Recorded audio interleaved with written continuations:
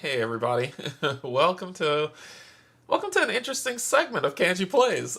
So today we're gonna try something a little different. I talked about this, I think, on my Dice Throne playthrough of something I wanted to try. I asked my members about it to just kind of my YouTube members about this to just kind of say, hey, what would y'all think if I did this? Would it work? Would it be something of interest? And that is, I learned to play a game live on stream, so we learn together, or if you already know how to play and can explain stuff when I get stuck, that it would be helpful. And there was a lot of interest in that, so I wanted to try that today with 20 Strong. So before I begin, I just want to say thanks to my patrons, subscribers, and if you're neither coming in to hang out, thank you and welcome as well. So I've never played this game at all. Yeah, a little bit earlier. I think because I wanted to make sure. The reason, Cynthia, why I started a little earlier was because I wanted to make sure that audio and visuals were good for this. Since the latest update, OBS has been acting very weird for me, and I've been working really hard to research and figure out the thing. And I've made a lot of tweaks, and I just want to make sure they're going well. So, hey Sarah, hey Adam, hey Corvus, Yogi, what's up? Hey Cassie, what's going on? So, I've never played this game ever. I have a lot of it, but I've never played it. It's just been kind of collecting because it's these small box games that you have, right? I think I have everything. I think I might not have Cloud Spire, but I have to check and see. But I've got a lot of boxes. So we'll see how this plays. Like I said, I'm gonna learn to play live. If you know how, if I'm missing a rule or something, shout it out, and we'll try this out. And if you say, hey, I really enjoyed that and I'd like to see more, I have some other learns that I've set up for, like, I think tomorrow's Legacy of You, which I've never played, and then there's one more I set for later on this week. So let's give it a shot. This is new for me too, but let's give it a shot, see how it works out. And I've tried this one twice. I'm still learning. Good luck with the game. It's got a lot of dice. Yeah, I figured. There's dice magic in here. I like the concept of the learn as we go stream. Okay, cool. Mine gets here the day after Christmas. Nice. So we'll play one, and if you're like, hey, you're still digging it, we'll play another. And like I said, I'll show you what the ones I have, and you let me know how, I know y'all want the dice to crush me, but ramp me up to it. Ramp me up to the crush. And I've asked a few people about it, and they said Solar Sentinels is the way to start. So this is the one that we'll start with today. That's the one they said to start with. It's probably like the basics of all the rules of the game, and we can go from there. So let's go ahead and get down to the table. And learn ourselves some 20 Strong. So it's going to be interesting. Alright, so like I said, here is my box of 20 Strong right here. So I have a lot of it. Looks like I have Tanglewoods, all of Tanglewoods. I've got Victorum, and I've got Too Many Bones, and then there's some bonus stuff that came in here. And you see they're all still wrapped up, which means I haven't played them. So I think Cloud Spire is the only one I don't have. In this box, because I just put them there to organize them, is I have these dials that I yet to know what they do. A bunch of dice, too. There's like a bunch of dice that we can lay out, and some more dice. So there's dice on dice on dice, right? That's for this. And I'm assuming these two books are kind of similar, but this is the main one. This General Rules of Play. And of course they put it in the smallest font possible. So, cool. Yeah, I'm assuming these are timers of some sort. And these are dice that we will need, and this is rulebook.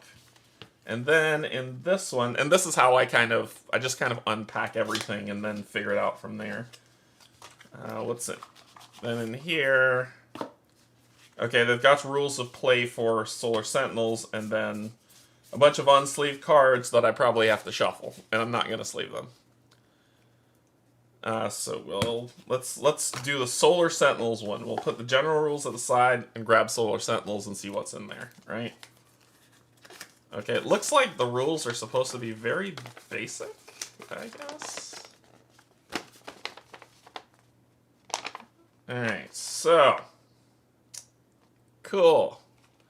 Winning and losing. To win Solar Sentinels, you must defeat one of the bosses. You can only trigger this final confrontation once you have defeated or discarded all 15 conflict cards in at least one of the 3 stacks. I don't even know what that means, but we'll keep reading. As in all games of 20 strong, if your health is ever reduced by below 1, you lose. So it says create the dice pool. Set the 17 unit dice in the dice pool. Okay, so these are the different ones that I see. So there's 2, 4, 6, 8, 10, 12, 14, 16, 17. So these are 17 dice, and these will be used for something. No clue. Create the stacks. Shuffle the 45 conflict cards and divide them into 3 face-up stacks of 15 cards each. What the frick does a conflict card look like? Cool. So these have health. So how many? The 45. 1, 2, 3, 7, 12. All right, 20, 21. 28, 29, 30, 33, 34, 35, 36, 37, 38, 39, 40, 44, 45. And they got that nice little flare. So give them a shuffle. Ooh. And divide them into 3 face-up stacks of 15, each placed in the middle of your play area. You need the general rules to know what all this stuff is. The Soul Sentinel rules is just the changes to the general. Okay. Alright. We'll grab the general rules and we'll go through that one as well.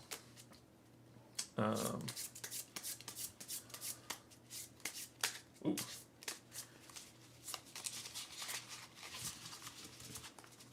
So each box, there's a general rules, and then each box has... So it's like Final Girl. It's like Final Girl. Gotcha. Hey Alexis, how's it going?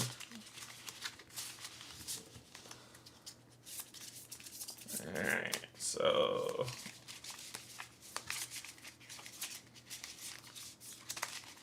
Okay, so we'll divide these into 15. Three face-up stacks of 15.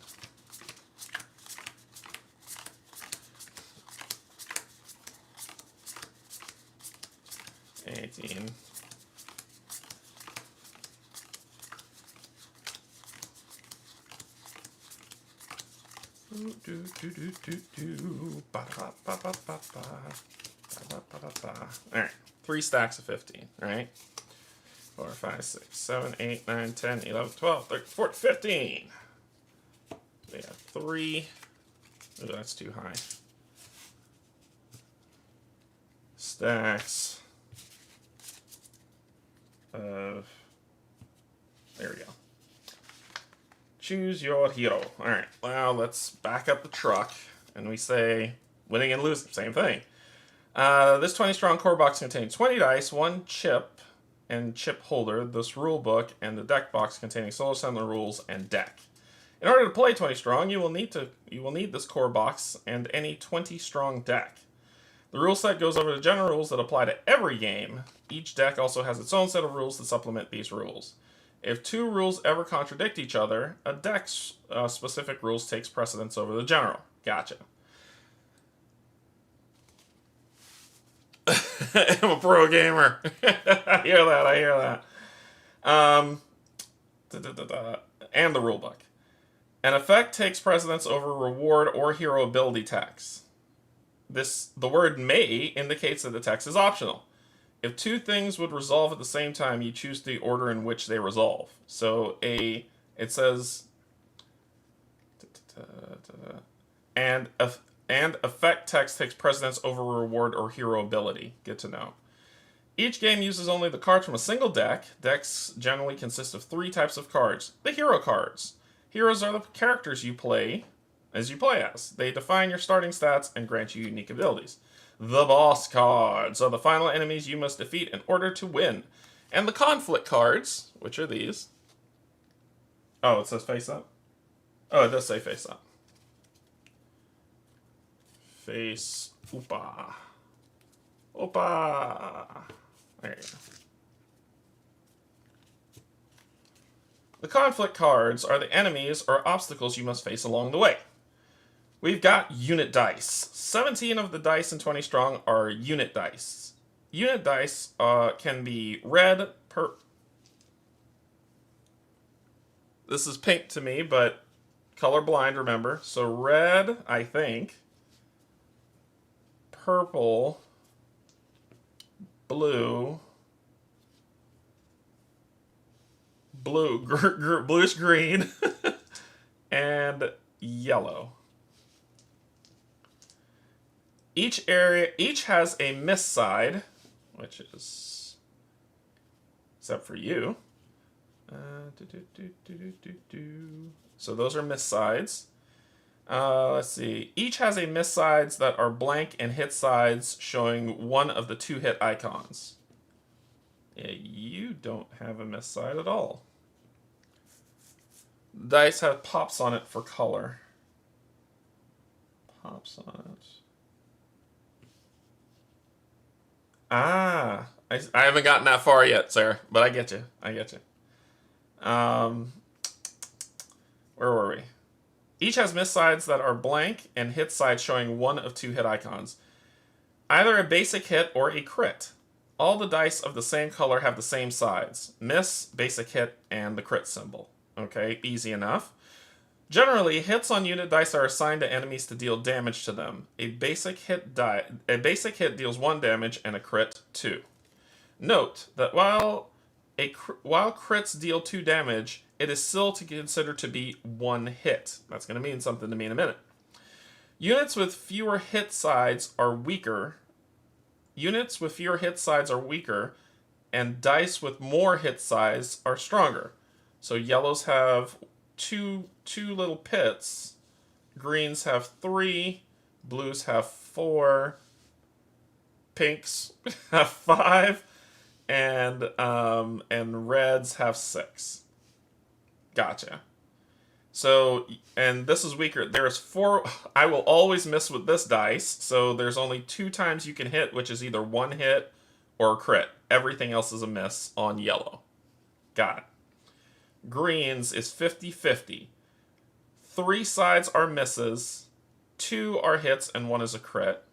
So you have a 50% chance to hit with a green.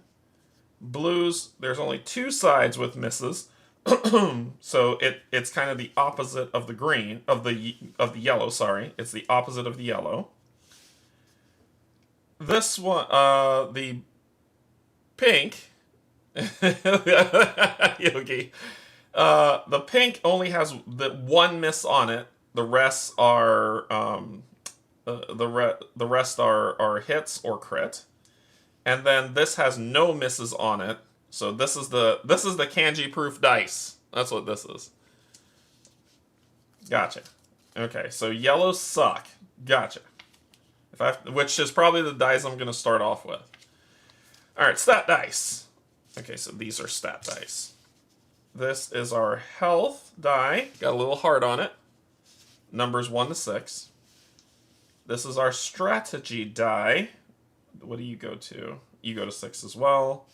And this is our recovery die, which goes to 6. Each is a gray number die, D6. It's not gray, but sure. With a distinct icon. Your hero card will indicate the starting values for these stats. The health stat die tracks how much damage you can take before you lose the game. The strategy die indicates 2 things. How many items you can hold, how many times you can go through the strategy phase each round. You're going to have to explain that to me. I wouldn't be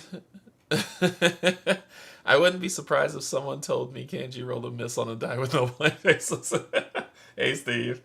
The recovery stat die tracks how many exhausted dice you can get back each round. Okay, so we're losing dice and we're Okay, so it's a put. Okay, I think I'm starting to understand some of this. Oh, I have to let y'all know this is a struggle. I'm doing the best I can here. Stat dice are never rolled. They cannot be reduced below 1. Okay. So they're never rolled.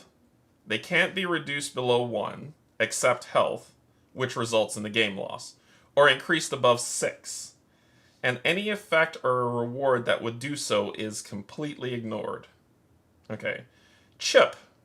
The included chip is used differently depending on which deck you play. I'm gonna assume it's one of these two things that I don't know what they do. Choose a single deck from your collection to play and follow the setup instructions in that deck's rulebook. Cool. Now we're back to this.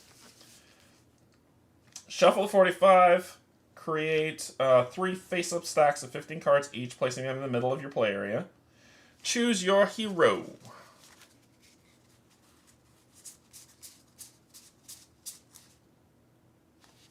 Alright, that seems to me to be these. These might be bosses.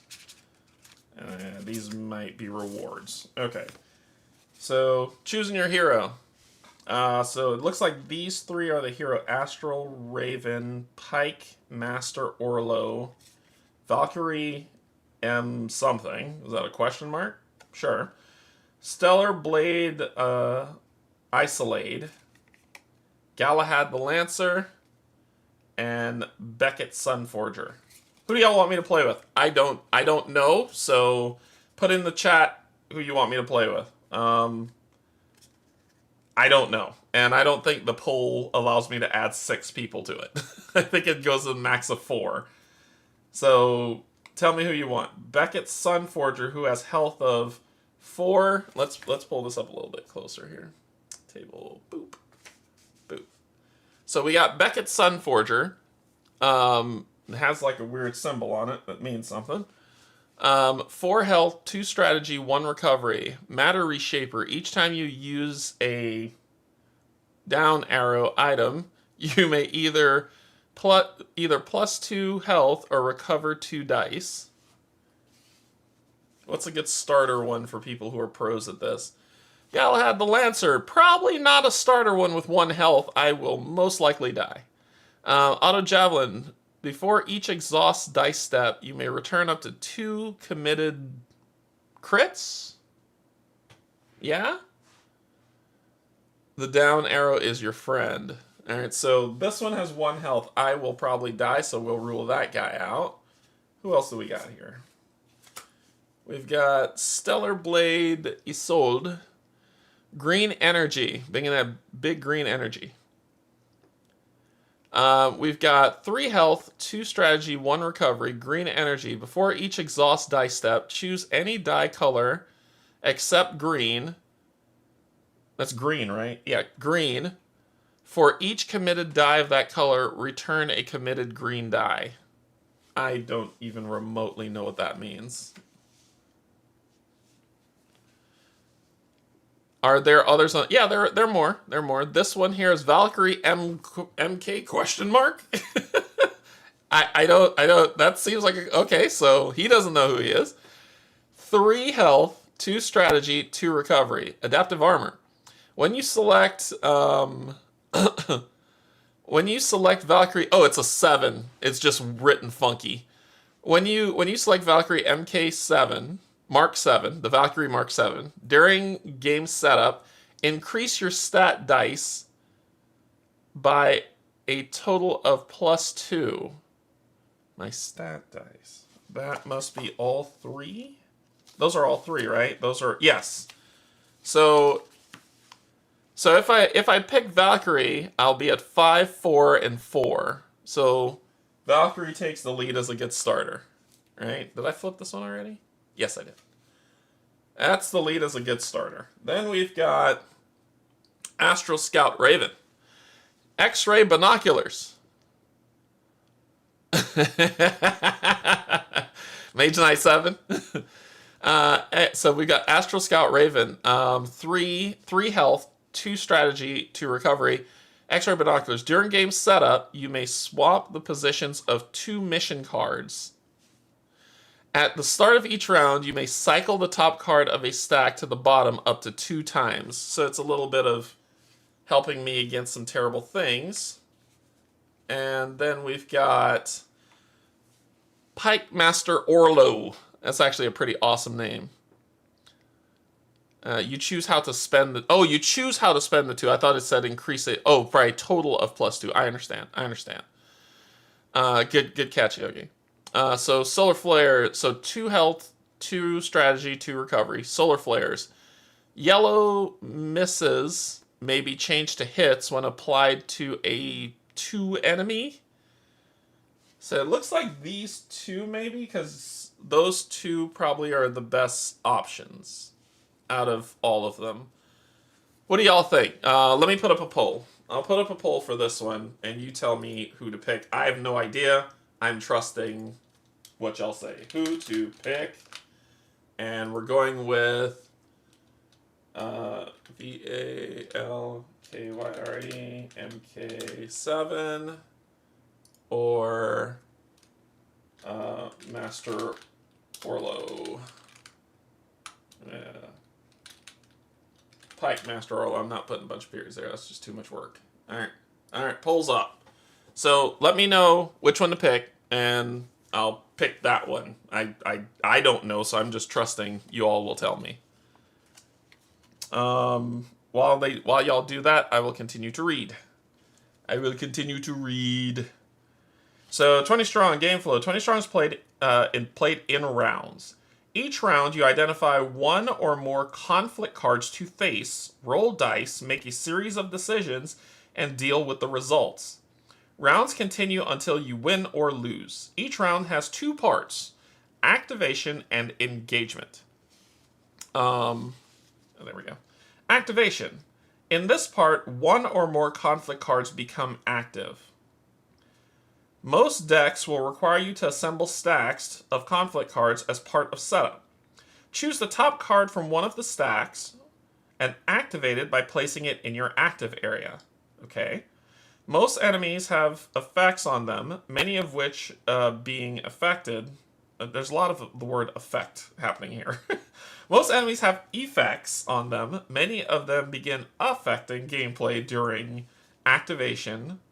During and special effects apply as soon as the card is activated. Okay. The additional enemies plus weird symbol icon is also on several enemies and applies during activation, though it is not an effect. After activation, an enemy with a plus skull activate additional enemies equal to the number indicated. 1 at a time. Okay. Okay. Whew. Most enemies have effects on them, many of which begin affecting gameplay during activation. Period. Gotcha. During, which seems to be a keyword, and special, which seems to be a keyword, effects apply as soon as the card is activated. Okay. Before I read further, let me end the poll and see who I'm picking. End poll. Who am I picking? We were going with Valkyrie Mark 7. Okay. So Valkyrie Mark 7 is our person, and we'll put the rest over here. Whew. Okay. The additional enemies plus skull icon, which is here, here, and here, is also on several enemies and applies during activation, though it is not an effect. Okay. Whew. After activating an enemy with a plus skull, activate additional enemies equal to the number indicated, 1 at a time. If any of those enemies have plus skulls, they must be resolved as well. In what order? So I take this guy. All right. Question number 1.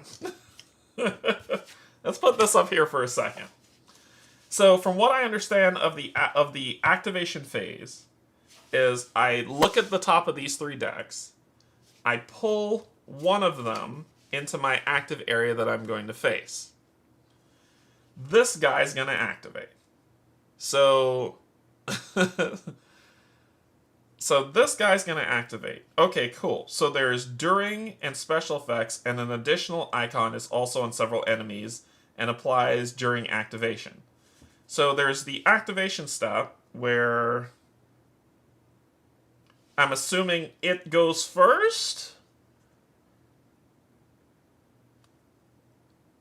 Yeah? So when I choose an enemy, it activates? Yes or no? And then, now that means that it will do... I'll keep reading to see what it does when it activates, but it will do something. And then this symbol means what? Do I pull another card from the same deck? Or do I pull a card from any deck? Or is it saying activate all 3 decks? So I pull... This guy was here. I pull him here. He has the skull symbol. Do I then say I have to do this? You choose one. Okay. That is not outlined thus far. That is not outlined thus far. Okay, gotcha. Whew. Engagement consists of 2 phases. Good lord. It's like that video where it's like, if you're sick, you got 2 things to worry about. Whether you're gonna get better or whether you're gonna get worse. If you're gonna get better, there's nothing to worry about. If you're gonna get worse, there's 2 things to worry about. Whether you're gonna live or whether you're gonna die. If you're gonna live, you got nothing to worry about. If you're gonna die, you got 2 things to worry about. And you just keep going. Oh, God. Okay. Engagement consists of 2 phases. The strategy phase, where you commit, roll, and apply dice to active conflict cards. So we choose the card, they activate. Then we hit engagement. To active conflict cards. And the resolve phase, where you suffer damage and negative effects, exhaust and recover dice, and gain items as rewards. Oh boy. We're at the first phase of the engagement phase, which is the strategy phase. Jesus.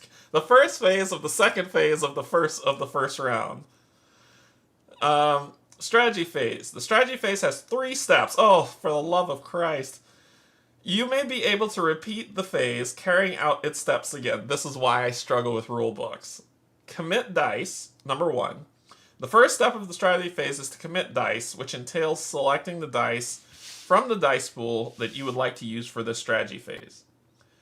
Generally, you may commit any number and combination of dice from your dice pool, up to and including all of them. Place committed dice in your active area. Okay? Then we roll the dice. Roll all of the dice in your active area at once. Items cannot be used during the step. Then we apply the dice. You may apply hits to active cards, most commonly enemies, to deal damage to them. Hits are applied 1 at a time and in any order, and you are not required to apply all hit rolled. Okay. Okay. Simple. Each time you apply a die, check to see if the state of play has changed. This most commonly happens when the amount of damage on a conflict card equals or exceeds its health, at which point it is defeated. Any during effects on active cards cease as soon as their conflict card is defeated. You may continue to apply hits to cards even after they have been defeated if you wish, but why? Maybe there's a reason why, and I just haven't run into it yet. When a card is defeated, rotate it sideways to track its state. If the card has an instant reward, okay, so that's these lightning symbols, gain the reward immediately upon defeat. Gaining the reward is optional. Item rewards, those labeled with the down arrow or the infinity symbol, are not gained at this time. Okay. Alright, okay. Dice that are applied to cards are still considered to be committed and in the active area.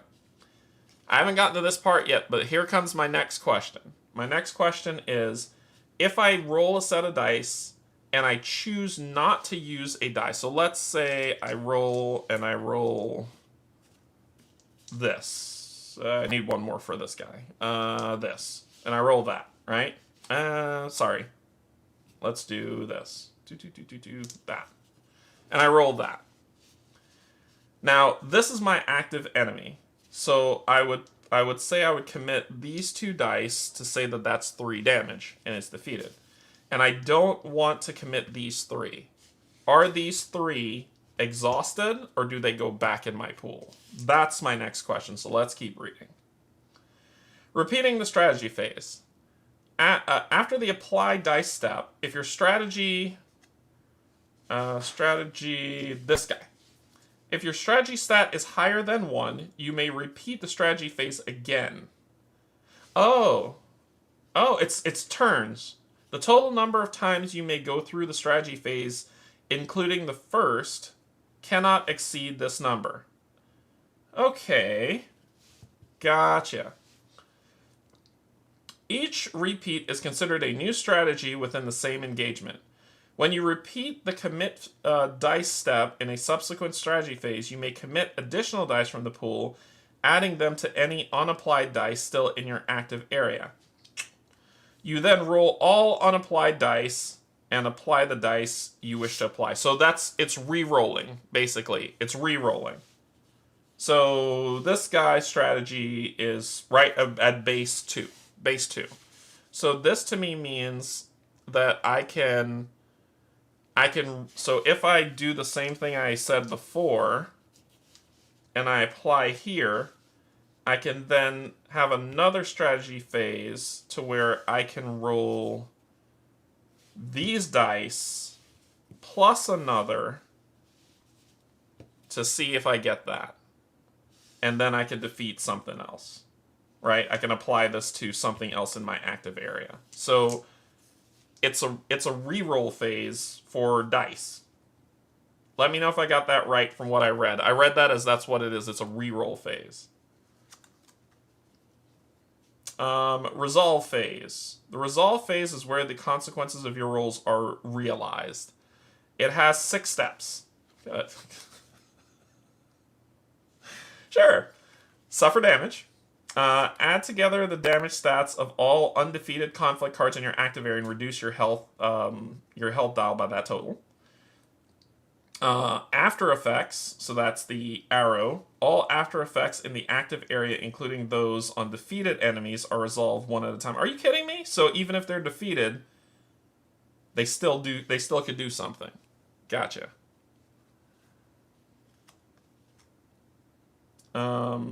Exhaust dice.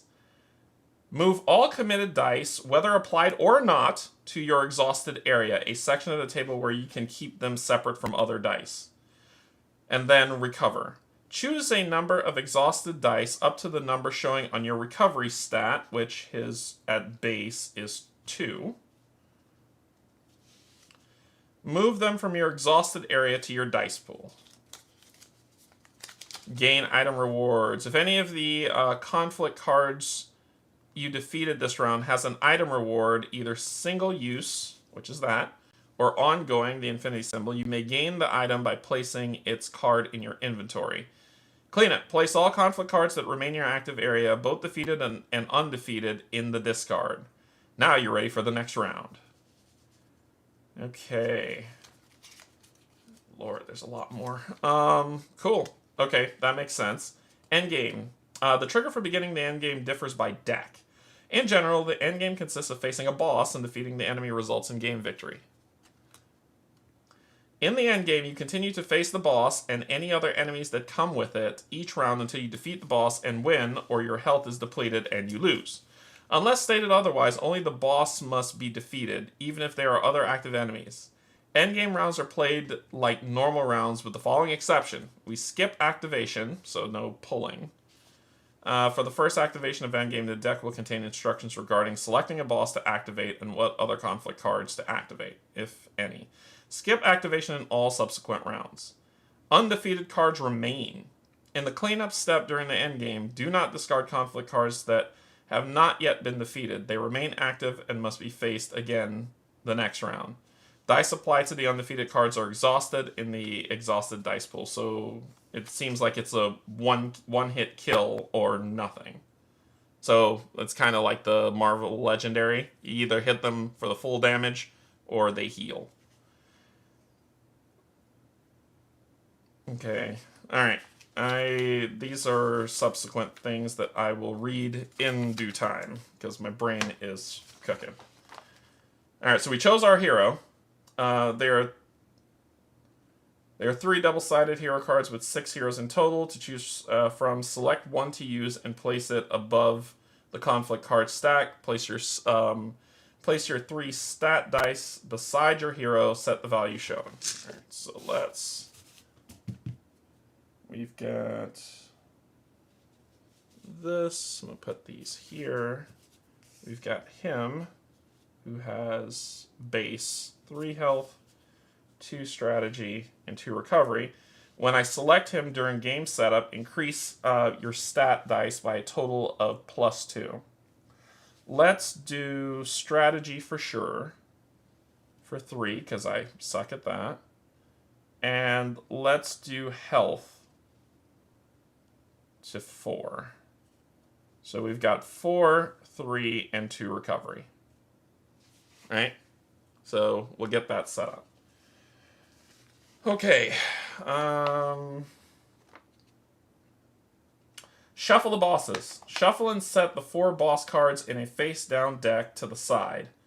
A boss will not be faced until the endgame, but some cards may allow you to interact with the deck. These are the bosses. We've got the Alpha Beast. Sure. The Swarm Lord. The Hive Monarch. And the Mother Spore. Shuffle these up. Yeah. Alright, so we'll put these over here. How about that? Missions. That must be this deck. Because, it's so well spelled out for us. If this is your first game, we recommend you play without missions. Done. If you're playing with them, shuffle the mission cards and deal out one of them from left to right at the top of your play area. Then choose one mission to discard, leaving the other 3 in the same order they were dealt. Place the chip in the chip holder with its counter side face up near the missions. That must be this thing. Game adjustments. Round and Solar Sentinels follow the common rules for 20 strong with the following adjustments. Activation mandatory enemies. Some enemies' names are printed in orange and feature a unique border. These cards are mandatory enemies. When activating cards, if one or more mandatory enemies are on top of the stack, you must choose one of those cards to activate. Gotcha. Clean up.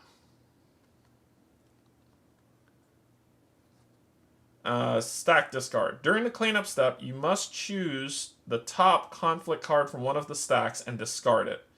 However, you cannot choose a mandatory enemy to discard. If all of the top cards are mandatory, do not discard a card that round. Mandatory enemies are not restricted from being discarded in other ways, such as through rewards. Mother of God. Enemy levels. The enemies in the conflict stacks have 2 levels, 1 and 2. 1, and this guy's mandatory. Gotcha. And 2. This is used for some conflict effects and rewards. Bosses are enemies of their own level. Stack management. Just want to play. Anytime the top card of a stack is removed, whether activated, discarded, or moved in some other way, the next card immediately becomes the new top card of that stack. This is done by resolving the plus skull on newly activated cards, making the newly revealed card available to be activated. The boss is not a stack. Keep its discard separate. If the boss deck runs out, shuffle its discard to form a new deck. Missions. We're not doing missions, so we'll skip that segment. Dwindling stacks. As the game goes on, you will begin to empty stacks. At the start of any round, after at least one stack has been emptied of all conflict cards, you may decide to face the boss in the endgame. If all 3 stacks are empty, you must start the endgame. Ignore empty stacks for all game effects. Cards cannot be returned to a stack once empty. If one would be, discard the card instead. Cards cannot be returned to a stack once empty. If one would be, discard the card instead. Okay. If more enemies would be activated than remain in the stack due to the plus skull, activate as many as possible and ignore the rest. Then there's more endgame stuff, which we'll get to when we need to. Okay. I've read a lot. And it doesn't seem like I'm going to use these because this seems like it's for missions. So I'll put that to the side and we'll have our dice pool here. And we'll have our dice tray here. Okay, so according to the rules, let's go through this step by step. We're at the activation phase, right? So the activation phase, this is an orange one, so I have to choose this one here. Then this has a +1 skull, so the additional enemies. It doesn't. Does it have a during or special? It has a during. So let's take a look at this. So it's orange, which means it's mandatory.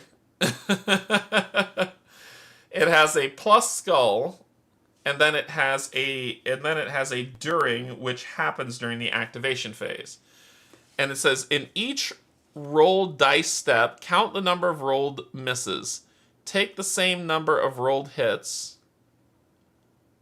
or as many as possible, and re-roll them. Okay. Okay. It has 4 health. And what the hell's that star for? That was not explained. Is that a strategy? What is that star for? Did I miss that? No, it's not special effect. There is no breakdown of the enemy card. 1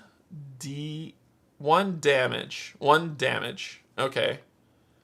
So it deals 1 damage to me, so that's its hit. Been great if they'd outlined that in some form or fashion. Maybe I missed it.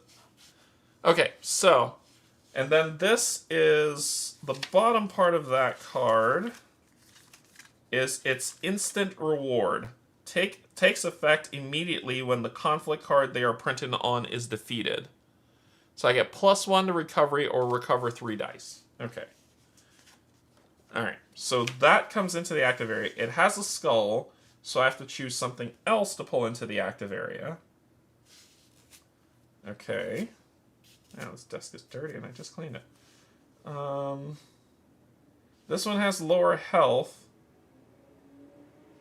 So I'm just going off of all of them. So because it has a +1 skull, I get to choose one from any deck.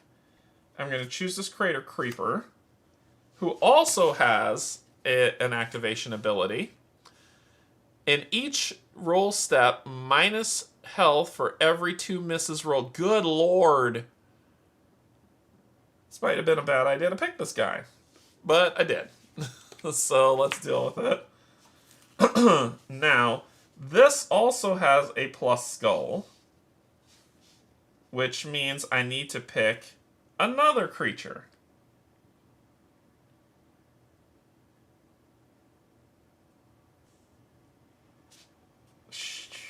Oh, son of a biscuit. Oh, well, it doesn't have a thingy. Spore Seed Tempest with 6 health. So it's during a max of 8 dice can be committed this engagement. Two is the yellow, right? 2 dice can only be applied to this enemy if applied at the same time as...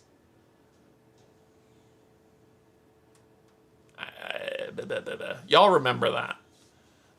A max of 8 dice can be committed this engagement. None yellow dice can be... The wording, sorry. No yellow dice can be applied to this enemy if applied at the same time as a yellow dice? As a miss?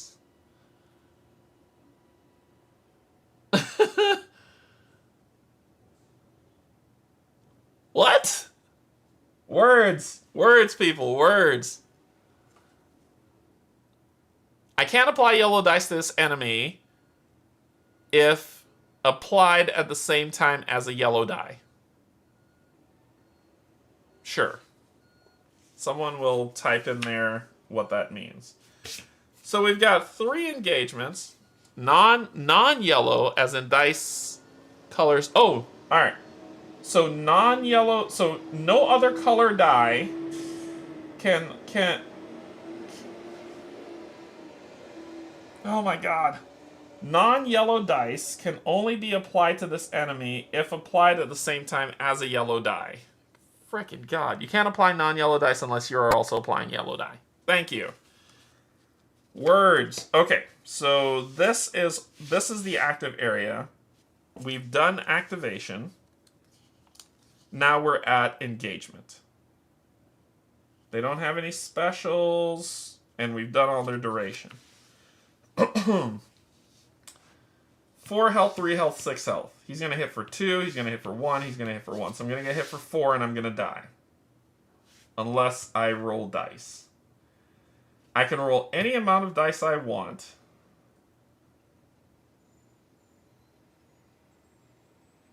And I have to apply a yellow die here.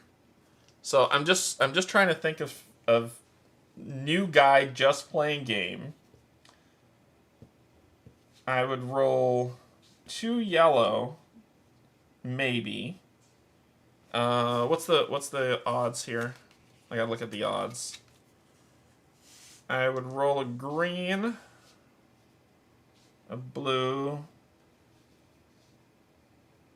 But if I have misses, I'm gonna lose health. For every 2 misses, I lose a health. In the roll step, count the number of rolled misses, take the same number of rolls, hit, and re-roll dice. So I have to be careful of what I roll.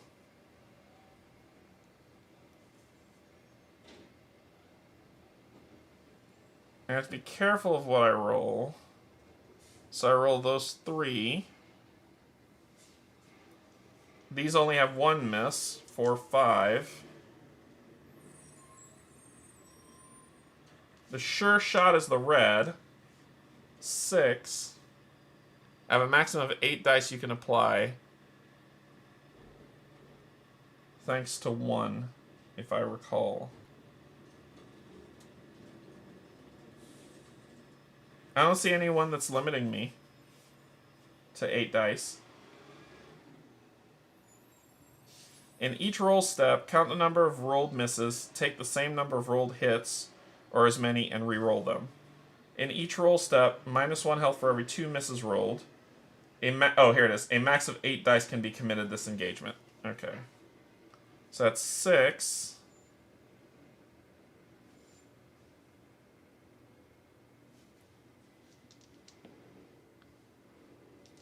I have a yellow, right? So 7. And let's go with 1 more purple for 8. So that's what I'm going to try. I don't know if it's smart, but I'm going to give it a whirl. So we're going to roll number 3. Yeah. So we're going to roll 8 dice. Yeah. So we're going to roll 8 dice and see how we do. Okay. So... From what I understand, let's go back to the steps here.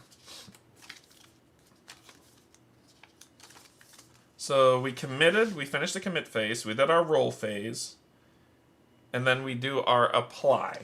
We've got 1, 2, 3 misses, which means we need to re-roll 3 dice. I'm going to re-roll 1, keeping that. Let me see the breakdown. Is purple the other one? Yeah. 2, 3, keeping that. So I'm going to re-roll these 3 dice. Right? That's how I'm reading. That's how I'm reading this one. So take the same number of rolled hits, as many as possible, and re-roll them. So I've got 1, 2, and a miss. I assume this is a one-time effect. That's what I assume.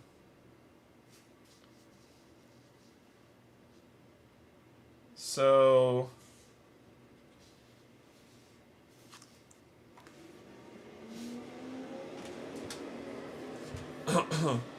so now I've got this. And I can't repeat the strategy step until after I apply. So this is 5 damage. He has 6 health. So I can say I can't kill this guy, but the reroll guy sucks. Oh, and this one says, in each roll step, take damage for every 2 misses. So I take 2 damage, going down to 2 health. Because of that. Now, if I do if I do this, that would be 4 damage on that guy.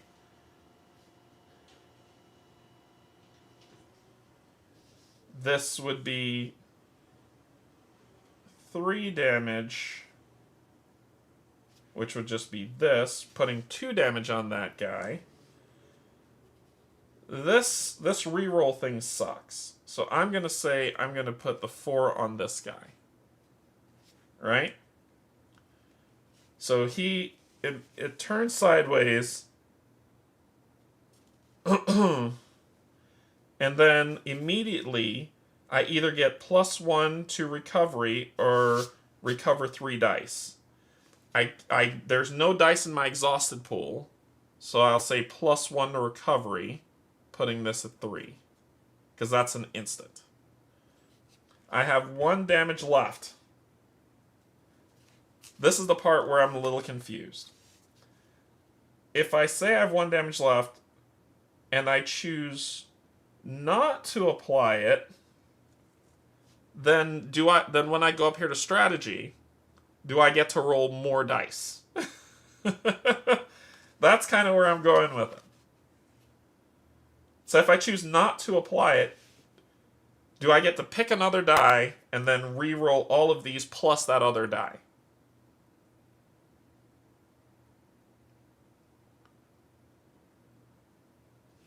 Like, I'm still kind of confused on how strategy works. Because it says, repeating after the applied dice step, if your strategy stat is higher than 1, you may repeat the strategy phase again.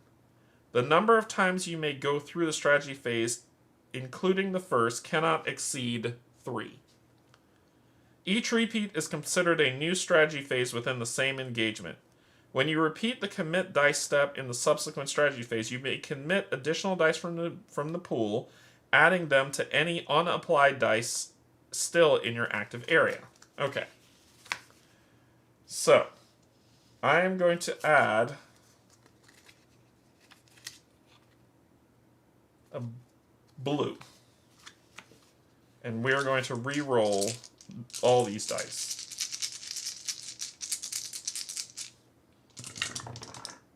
And I think I died. I think I died. I think game's over. I think the game is over. Because I rolled, and this says, in each roll step, -1 health for each 2 misses, which is these 2. Did I just die? Is the game over? Oh, so the game is over. Okay. Cool. Are you kidding me? Wow. Huh. Alright, well, let's reshuffle and... Yeah, I first try, and it did not... I guess I sucked at it.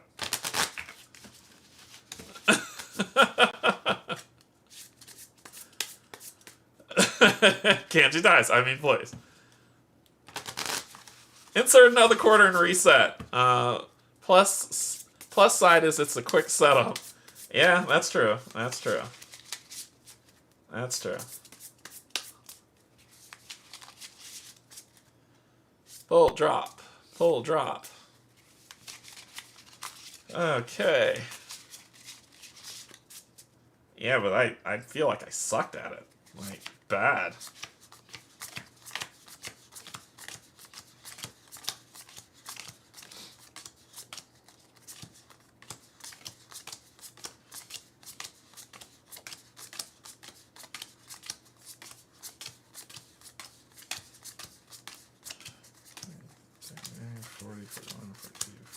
Four, 45. Okay. 3 stacks. Good lord. Okay. No oranges to start. Where you just get really bad locks. It's the same sequence thing as in Hogwarts, but I've never played Hogwarts Battle. You just started out, and it's luck of the draw, it seems. Yeah. So...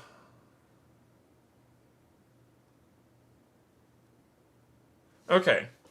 So this one, this guy, check this guy out.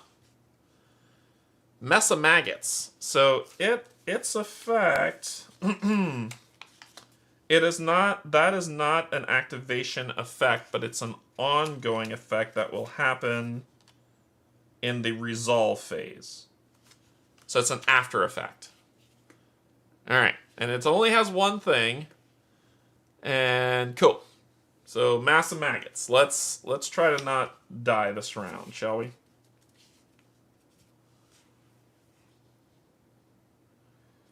Okay, so we need 3. We're definitely going to do red. We're going to do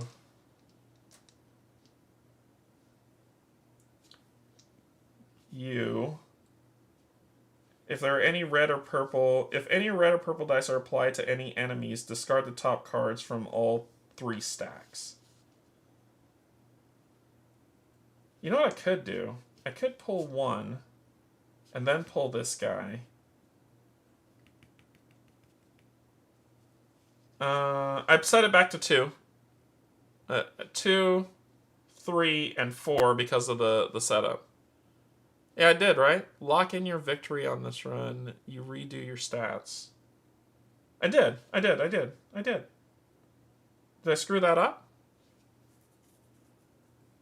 Did I bring my stat dice back?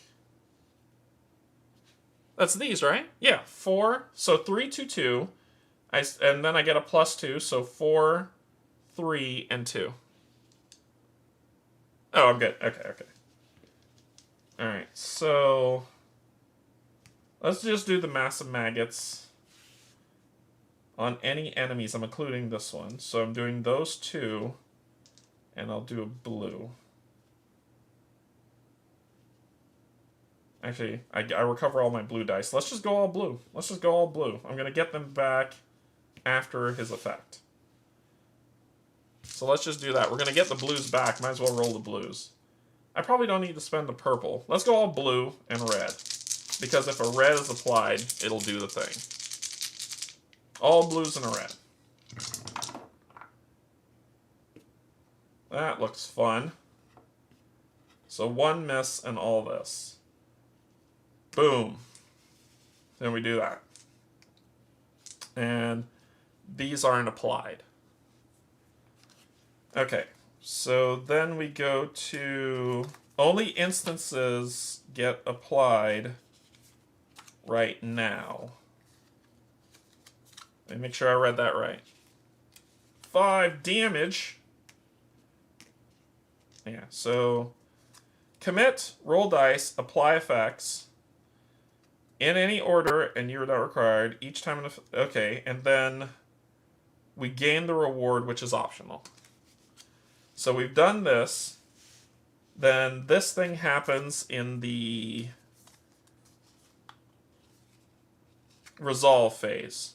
Suffer any damage I would suffer. There's no damage to suffer. Apply all effects. If a red or purple die are applied to any enemies, discard the top 3 cards, the top card from the 3 stack decks. Discard, discard, discard. So we'll put discard over here. So those 3 are discarded. Exhaust the dice. So all these get exhausted. Put them over here.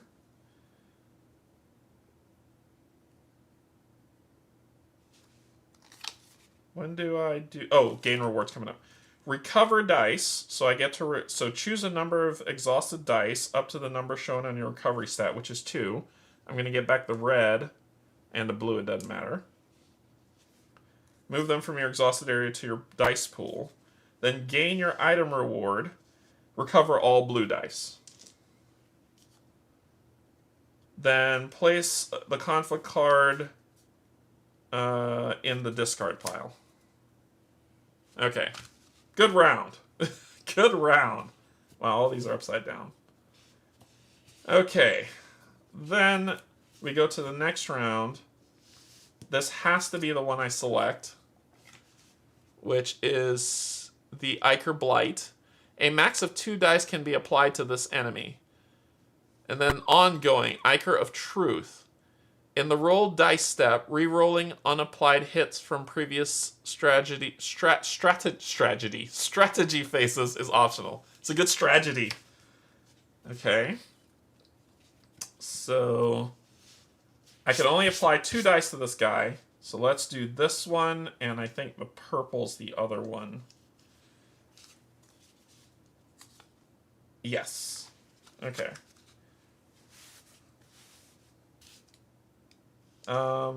But I can only put 2 dice on this guy. So might as well just roll 2 dice. Remember to discard a card. Discard a card. Discard a card. Place all conflict cards that remain in your active area, both defeated and undefeated, in discard, which is over here. Alright, let's put this back. Let's pause. Put this back. In the rules for this scenario, you have to discard a card. Rules for the scenario. Rules for the scenario.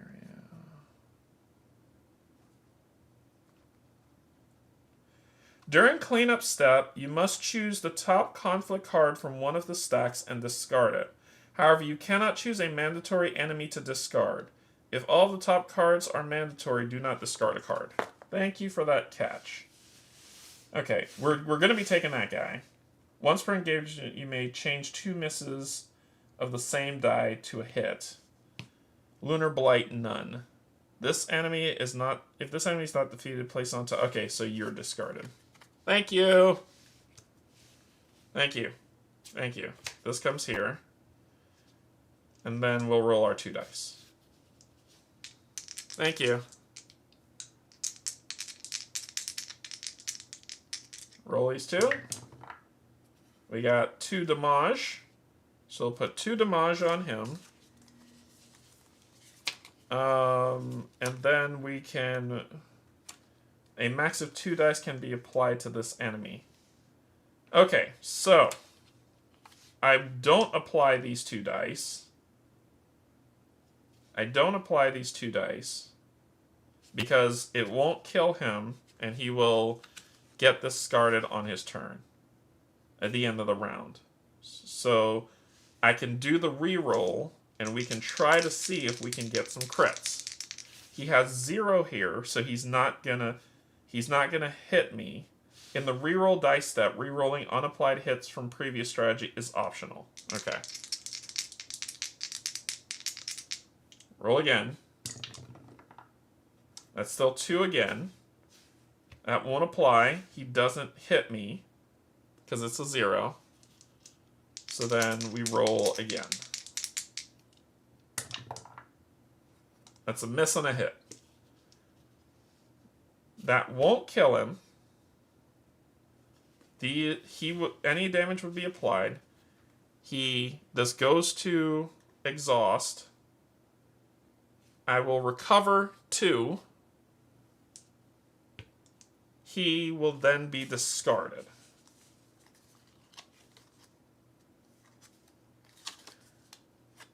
Gain items. Place all conflict cards that remain in your active area, both defeated and undefeated, into your discard. I just wasn't able to do it. And then I have to discard a card from up here. Items cannot be used. Banish 2 dice from your dice pool to immediately defeat 1 enemy. This one. That one goes. Okay, so then we're going to pull this guy. We've got Total War Spore. So this is what will roll the 3 weakest dice committed this engagement. If you roll at least 2 hits, banish. Oh God! And this is going to happen no matter what. Ongoing effect: -1 recovery when gained.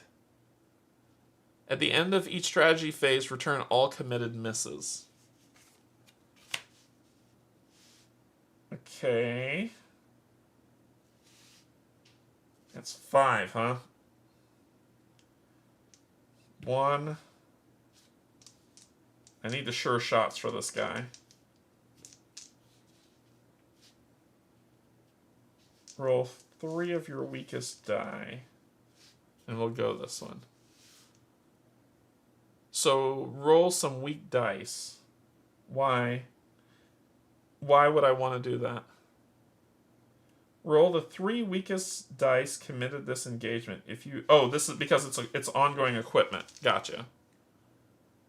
Right? Because to me, if I want to kill this guy, this effect will take place when it happens where it says, if you roll at least 2 hits... Oh, I have to banish a purple if I roll 2 hits. So rolling the weakest die would guarantee the miss. I see...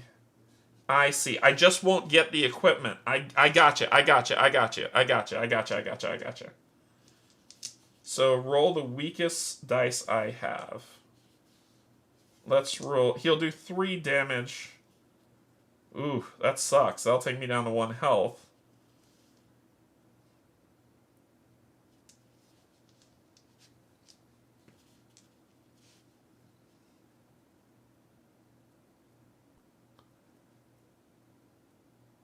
Yeah, some hits and some yellows.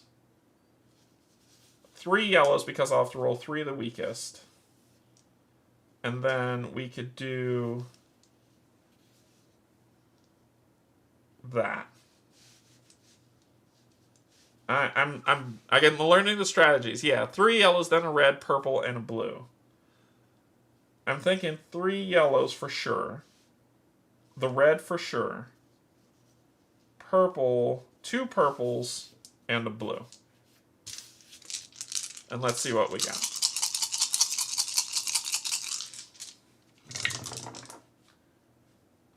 One, 2, 3, 4, and 3 misses.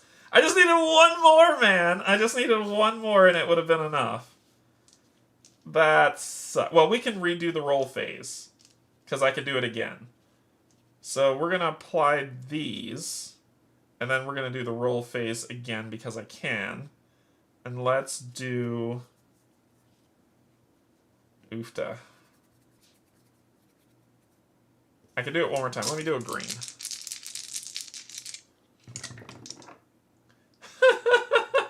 I got 1 more roll. Okay. I'm just going to risk it all. Risk it all for the biscuit on this. Son of a biscuit! What? Sure. Sure. Couldn't get 1 hit. So he's going to hit me for 3, taking me down to 1 health. And then I have to roll these 3. 2. So I roll... So if you roll at least 2 hits, I'd banish. I didn't roll 2 hits. I rolled 1. So then all of this goes into here. He gets discarded. I have to discard another one that's not this.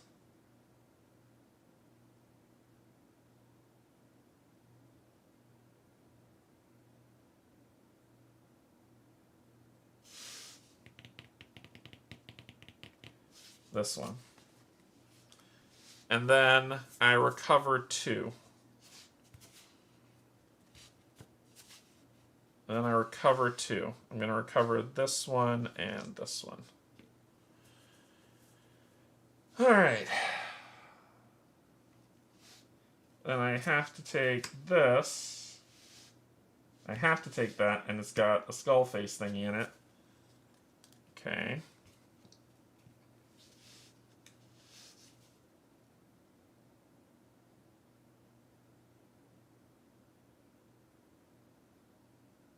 This should be fine to take. So I might be dead here, so we're going to take the drone. Okay. Drone alone. In each roll face step, count the number of rolled dice, take the same... Okay, so this is the reroll one. And this will help with recovery. We've got the drone alone 3.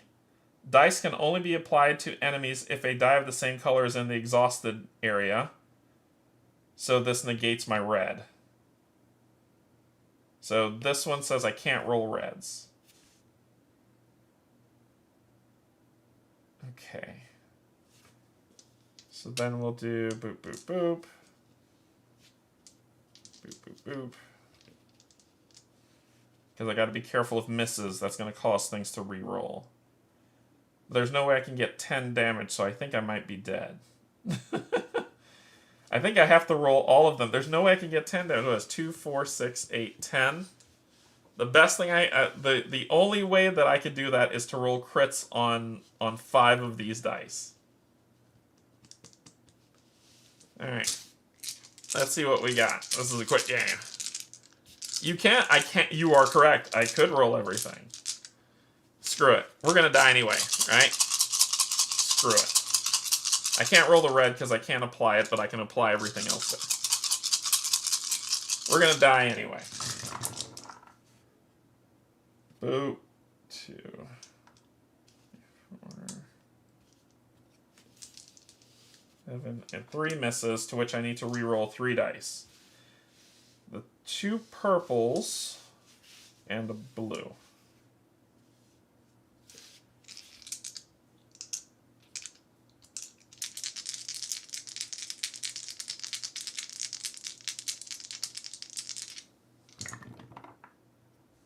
One, 2, 3. Okay. So we have 2, 4, 6. And I don't get that reward until after. And then I've got 2 here that I'm going to commit here. Pull this guy in and reroll.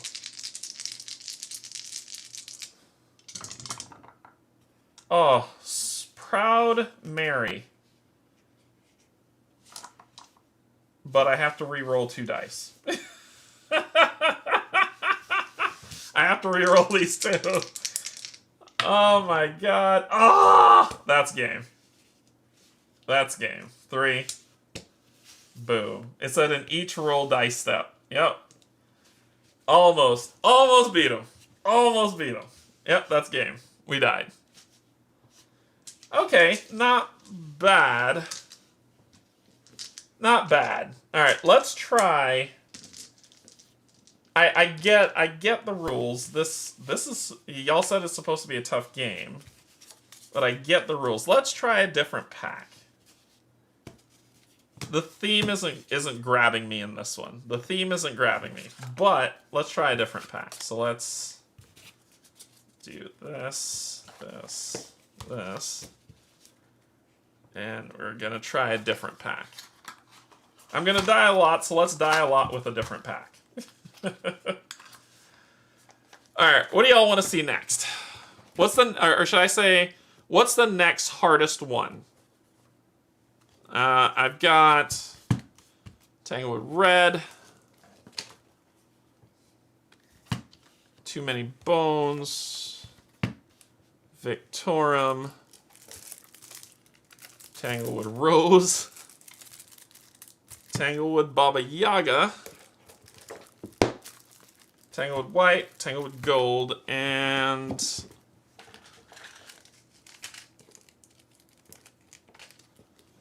I've got whatever these are.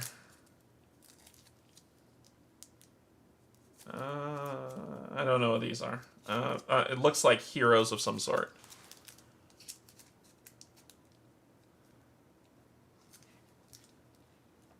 Victorum? Alright, Victorum it is. So I'll put these off to the side somewhere.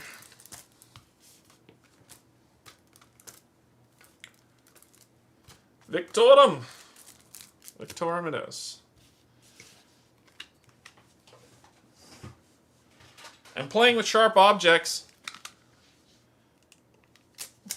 Yeah, it's okay. I don't mind the roguelike feel of it, of kind of, you know, live, die, repeat.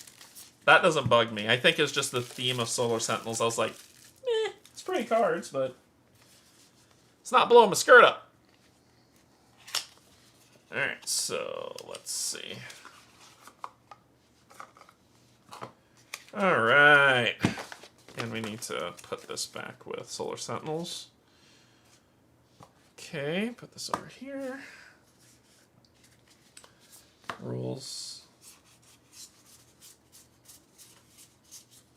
Alright, there's a lot of things here, so we got some rules to read so we can understand what to do.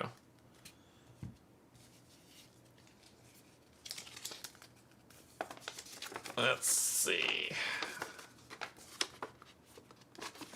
Mother of God. Okay. All right. Let's dive into this bad boy. So, winning and losing. Sure. You must defeat the Scion in a final battle. To join the endgame conflict, you must first traverse Mount Vesuvius and eliminate the Primuses. As in all games of 20 strong, if your health is reduced below 1, you lose. Setup. Choose a Scion. Choose one of the 9 Scions as this game's ultimate boss. You may read both sides of the card at any time. Yeah, that should be these. Because I remember these from Hoplo.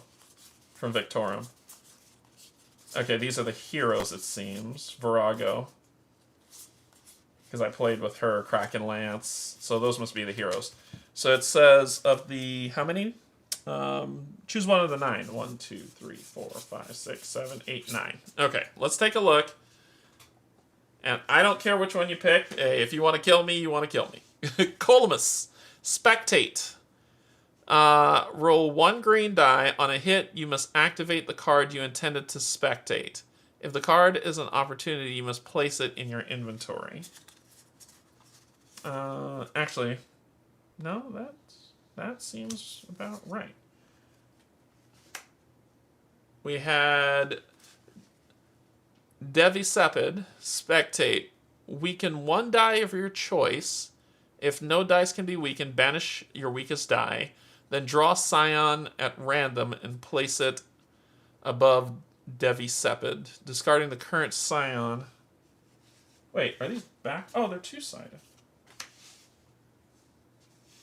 At the start of each round, so there's a setup set for him. Okay, so this is just setup for what's going to happen, but this is the character. He is 2-sided, so that's his setup. We'll deal with that if we pick him. And that's what we're dealing with. I'm curious at the Gator. Zahak. We've got Toiti.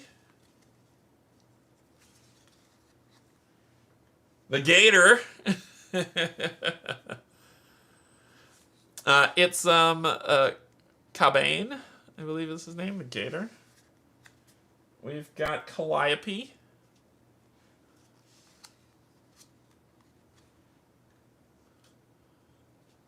Kamazotz. Yon Hydra. Hail Hydra. And Pluto. Let's do the Gator.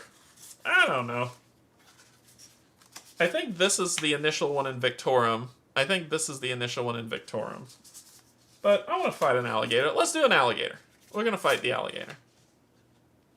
Dragon is a fun one. I carry it around everywhere. I vote for the bat. Okay, we got the bat. Corvus says he likes the bat. And Alexis says the... So, these are the three you get to choose from. I think the dragon's the Hydra that she's talking about. So, those are the three that you get to choose from. We get to choose either the alligator, the bat, or the Hydra. Poll going up. Let's throw the poll up. Start a poll! Which scion? Bat, Hydra, Bat, Tiamat, or Crocodile. There you go, polls up. And while y'all do that, I shall read on. Prepare Mount Vesuvius. Shuffle the conflict deck consisting of bloodshed, sport, and opportunity cards, divided into 9 face-up stacks of 6 cards each, arranged as shown. These must be our heroes. These must be effects. So it's either that,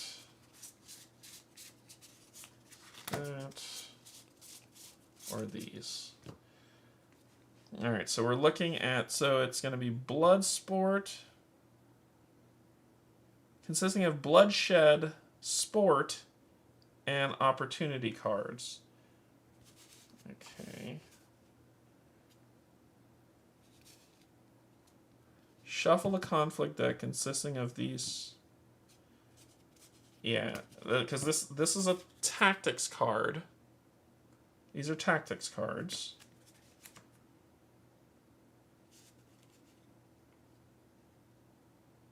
Yeah, so it must be these 3. Okay. And do we just put them all together? Yeah, so put them all together. Divide them into 9 face-up stacks of 6 cards each in a pyramid. Okay, in a pyramid of 4, 3, 2. Okay, this is going to take some doing. This is going to take some doing. This is how we shuffle it.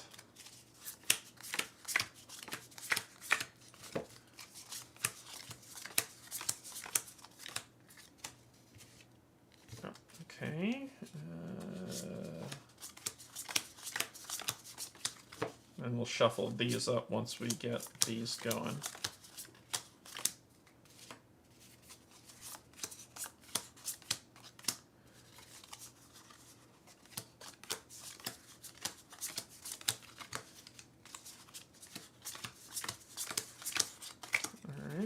Boop, boop, boop, boop, boop, boop, boop. Okay, these two will shuffle together.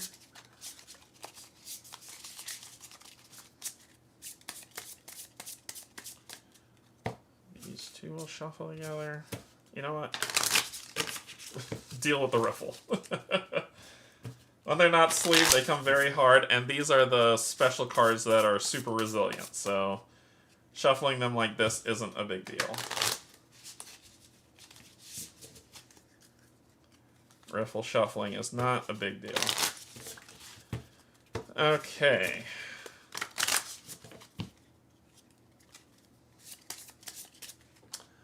And the poll. Who's our scion? The bat. Okay, the bat it is.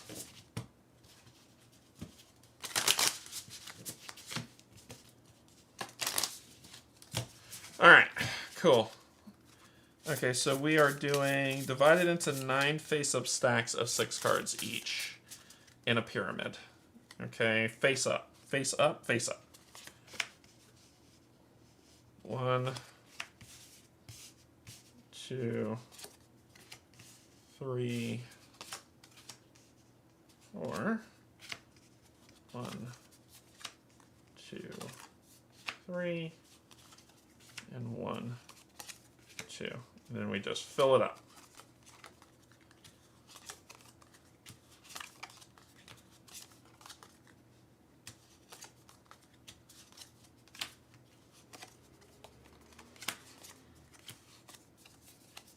It's 2, 3,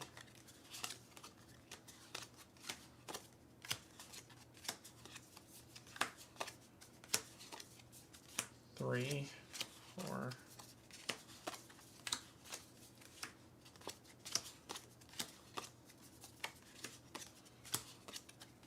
4, 5,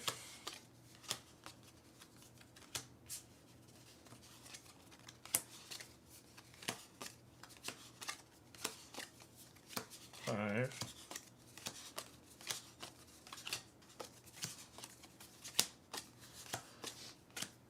6. Okay, let's organize these bad boys.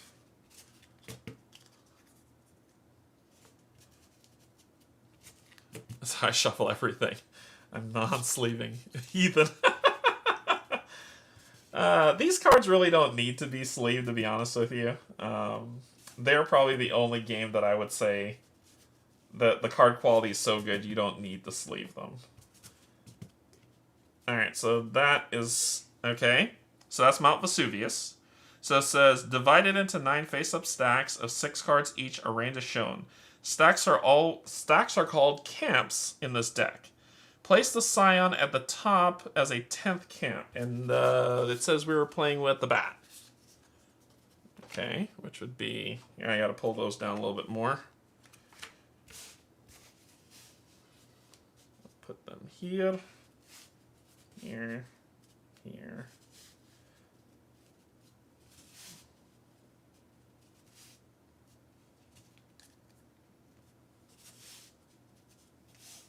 There you go. There you go. It leaves enough space for dice and whoever I'm playing with. Alright. Place the Scion at the top as a 10th camp with its spectate side face up, which would be here. Together, the camps make up Mount Vesuvius. Choose a starting hero and starting tactic. Deal yourself 4 random heroes / Primus cards. That would be these. Okay. Let's put you off to the side over here. So it says, deal yourself 4 random hero Primus cards. Choose one as your hero. The remaining 3 will be Primuses. Choose one of the 4 tactics cards to start with. Place the other 3 in the tactics area. Okay. So, shuffle these up. Deal myself 4. Oops. Deal myself 4. 1, 2, 3, 4. Those are my 4. We've got our 4. Kraken Lance. Kraken Lance. Okay. We've got 2, 4, and 1 mitigation. At the end of each recovery dice step, you may recover 1 blue or green for each incomplete opportunity in your inventory. We've got Aprilis, Copycat. After completing a Primus conflict, recruit the strongest die in your training grounds. Then you may place the defeated Primus card in your inventory as an item. Hero side face up and use their ability as often as you like. We've got Nox, Chaotic Neutral, 4, 1, and 2. At any time, you may weaken 1 die in your dice pool to gain a health. You may ignore the minus penalty on bloodshed enemies. And then we've got Bing Quan. Shield Wall. During the suffer damage step, you may reduce the total damage suffered by 1 to a minimum of 1. Each time your health is reduced, you may recruit 1 yellow die. Ooh. I think she might be our thingamadoo. We're going to use her. So, she becomes my person with 4 health, 2 strategy, and 1 recovery. And then so the remaining 3 will be Primuses. Choose one of the 4 tactics to start. So Primuses, I assume, are these, which we have to fight. I'm just remembering Victorum. So we'll put Primuses at the side. And then we have to choose a strategy to start with. And that strategy is going to be adrenaline. So I think that's a one-time burn. At the start of the applied dice step, reroll any numbers on the applied dice, then return or recover up to 2 dice. We've got bolster health. After your health is reduced, gain 2 health. We've got hamstring. Negate the effect of a single non-boss enemy until the end of the current conflict. And we've got stun. At the end of the suffer damage step, reduce the damage of an enemy to 0 for that step. Ooh. Methinks I'm erring on the side of bolster health because I suck dice rolling. So I'm going to take bolster health as my tactic. So bolster health will be my tactic. Let's put those over here.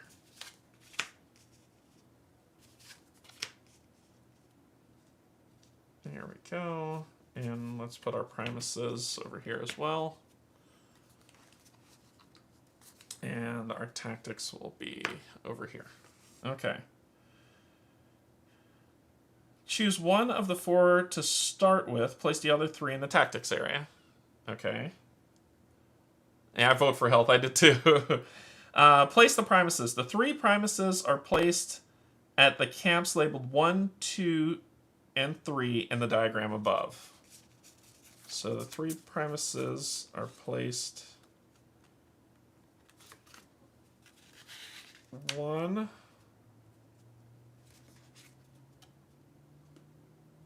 2, and 3. Alright, so we can move you up. Give a little bit of breathing room here.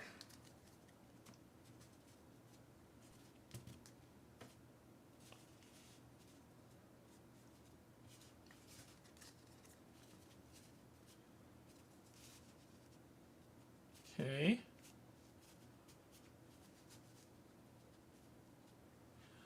All right. Camps 4, 7, 4 through 7 only receive Primuses if playing on a higher difficulty. You choose which Primus goes where, placing the Primus card under all cards in its camp with its image visible. You may look at the Primus text at any time. Create your dice pool. You do not have all 17 unit dice at your disposal at the start of the game. Set 1 red, 2 purple, 2 blue, 2 green, and 2 yellow in the dice pool. Okay. Place the remaining 8 unit dice in your training grounds. It's going there because you're definitely not being clear with. Okay.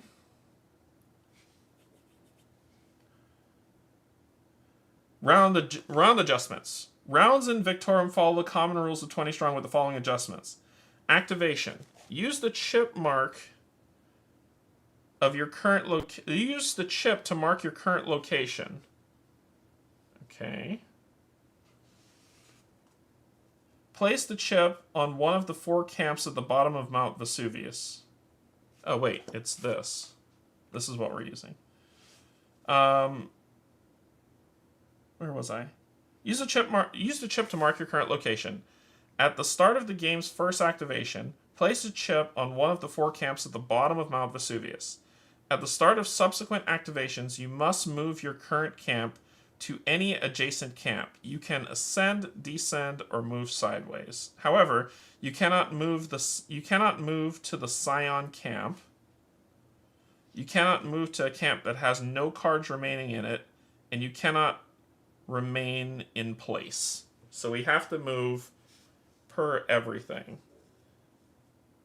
But does the chip spinning mean... Oh, I forgot. There's an entire back full of things that are that I have to go through.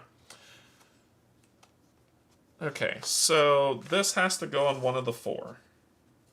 And I don't think what this thing is matters. I think it's just tracking where we are at the start of the game. So we've got Magma Rager. I almost said something else. I almost forgot it now. Magma Rager. So I can gain a stone helm from this. In the suffer damage step, if you would suffer 5+ damage, ignore all damage dealt to you, or 2 symbols that I will read what they mean. So this is a sporting event. Then I have this, which is an opportunity. Yeah, so this is a sport enemy, an opportunity, or a bloodshed. Defeat an enemy with 3 health or more while it has no dice colors except for yellow applied to it.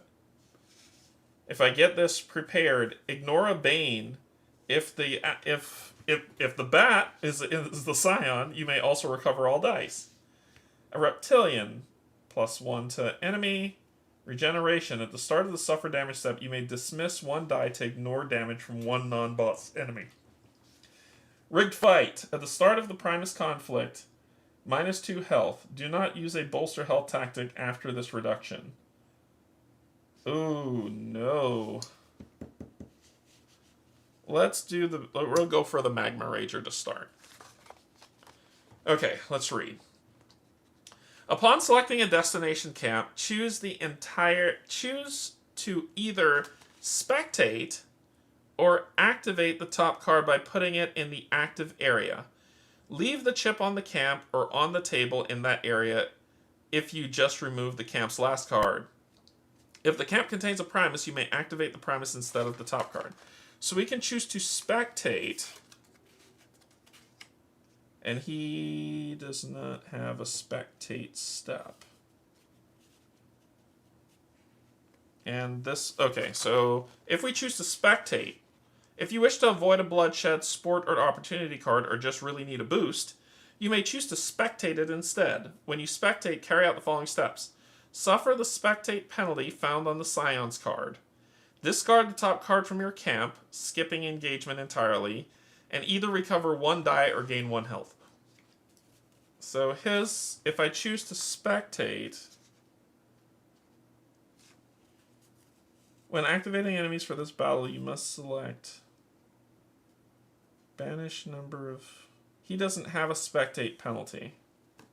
Do any of them? Has a Bane. Yeah, I don't know what the spectate penalties are. Is there something that outlines that spectate penalty? He has a on the what? On the Primus? Oh, on the Scion. It's on the Scion. So spectate, roll any green dice on a hit, -2 health, -1 strategy, or -1 recovery. You cannot choose strategy or recovery if it cannot be reduced. Okay, so if I spectate, that's what I have to deal with. I'm picking up what you're putting down. Opportunity cards. If the activated card is an opportunity, skip the engagement entirely and either place the opportunity in your inventory or discard it. Opportunity cards provide rewards that you acquire by fulfilling their conditions. Until the condition has been fulfilled, the opportunity cannot be used for its reward. Opportunity cards, whether complete or incomplete, are items and are kept in your inventory. They count against the number of cards you may have in your inventory determined by your strat, which is only 2. Opportunities may be discarded at any time, just like items. When you satisfy the condition on an incomplete opportunity card in your inventory, immediately flip it over so only its reward text is showing, and gain its rewards. Incomplete opportunities can be distinguished from complete ones by which side is face up. Okay. Alright. So if I do this... Okay, so this should be face down. Oh, no, this is the reward, and this is what I gain. Okay, and it's just telling me what I get. Gotcha. Bloodshed or sport. If you activate a bloodshed or sport card, carry out engagement normally. Bloodshed penalties, which is that minus symbol.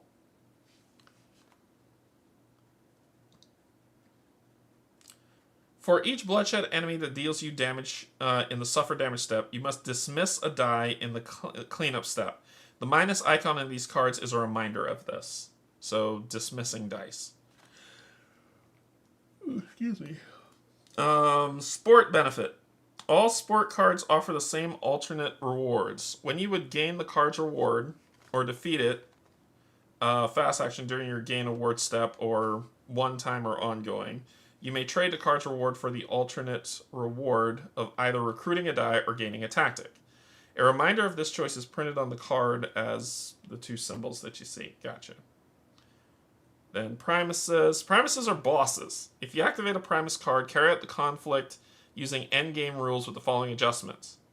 Resolve plus skulls on the Primus and any other conflict cards as normal. All enemies must be defeated.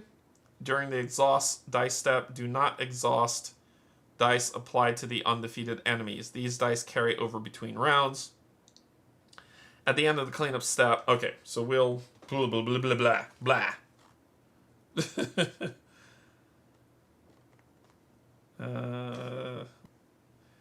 Then a bunch of keywords that we'll read when we get to that. Okay, so do we want to spectate? Do we want to spectate, or do we want to take on the rage, the magma rager? And this is the magma rager. So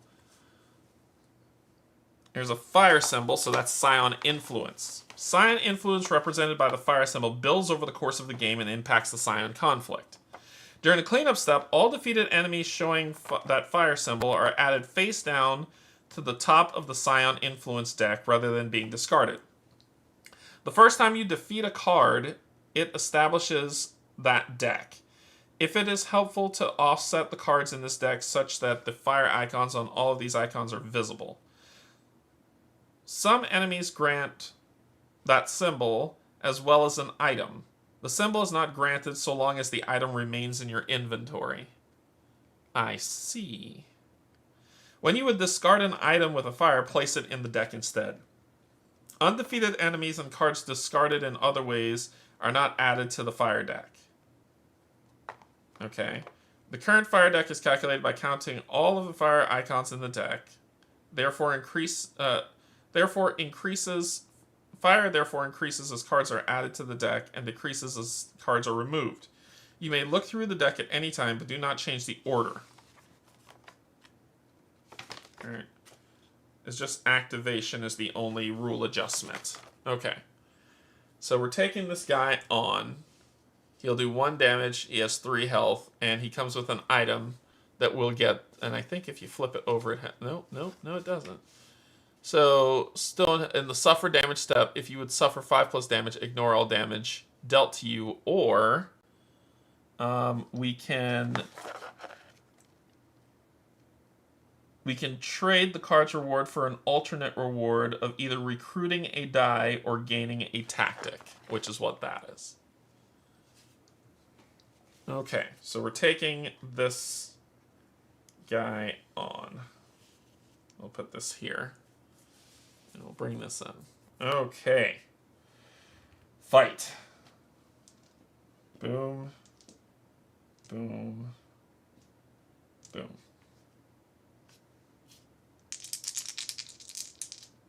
And we'll roll a yellow. Let's do those, because he doesn't do anything other than that. Okay.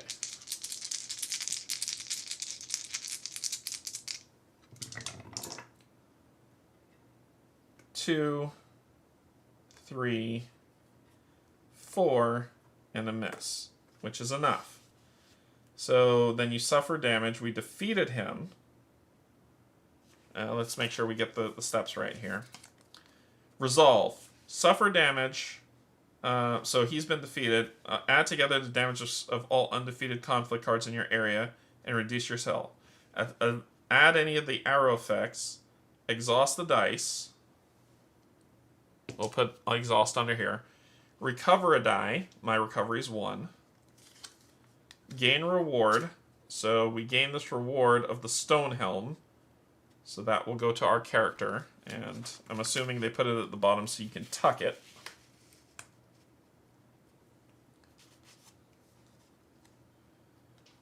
And then clean up. But there's place all conflict cards defeated or not defeated in the discard. Okay.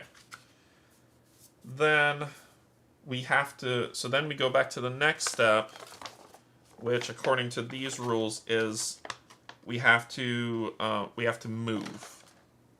So now we have to move.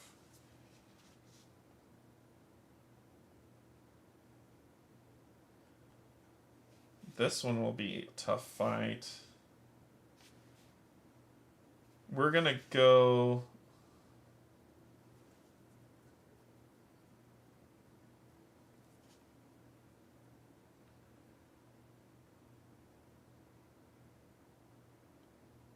We could spend this to gain another die, or gain a tactic to stop damage. Let's spend this, which it has a fire symbol, so it will go here, and we're gonna gain a die. We're gonna train to gain a die. Now we have to move. We're gonna go to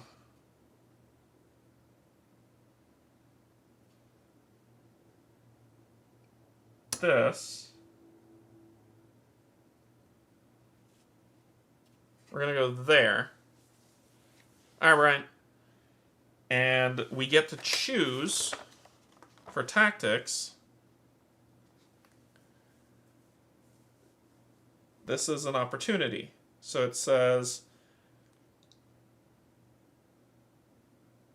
if the activated card is an opportunity, skip the engagement tile and either place the card opportunity in your inventory or discard it.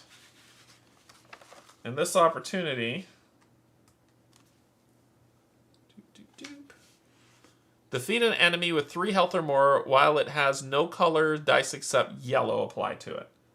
And I've only got 1 yellow die. And it says, ignore a Bane.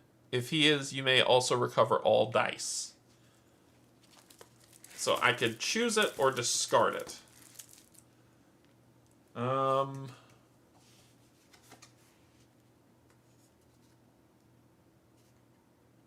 this counts as an item. And I can only have 2 items. Let's hang on to it for now. So we'll go in our inventory.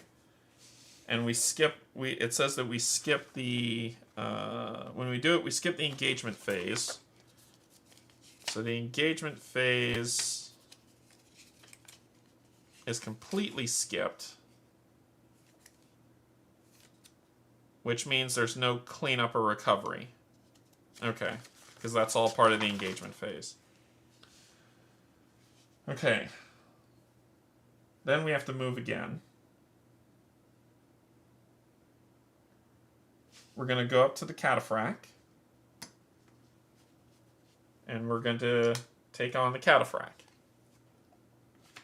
The cataphract says, at the end of the first applied dice step of this engagement, if the enemy is not defeated, lose a health. As soon as we defeat him, gain the top opportunity from any camp. If you place the opportunity into your inventory, ignore the fire on this card, or we could gain a tactic or a die. Alright, so we're taking on the cataphract. We're going to do red, purple, and let's throw in a green. Might be a health losser, but let's give it a shot. So that is 2. And of course the miss. And because we didn't, I will take a damage going down to 3. And then we will do the roll phase again. I won't apply this. So I'll apply those 2. Actually, I'll apply 1. And then I will do the blue. and re-roll these.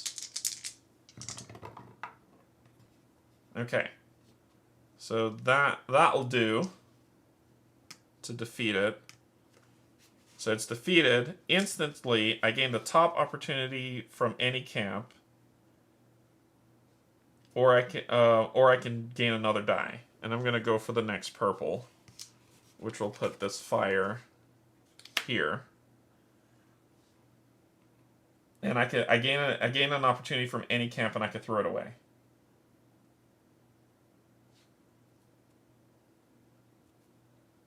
Let's throw away this one. So that'll be discarded. Oh wait, no, it says do that or, right? Yeah, it says do that or, so that would stay. Then these are discarded, and I gain 1 die back. Okay. All right. Running out of stuff.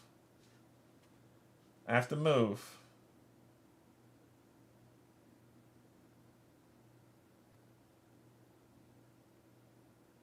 How do you beat it then?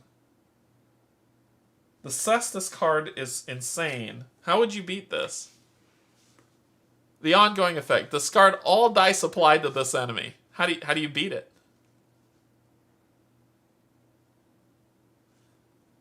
Yeah, how would you beat this card? Maybe through other means. So fighting him doesn't make sense.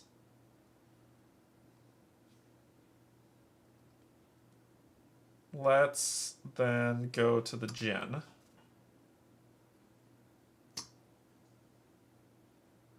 Yeah, let's go to the Djinn. Gain the Djinn. This one I actually like a lot. I actually like this one. So if there are more than 2 dice are applied to this enemy, lose a health.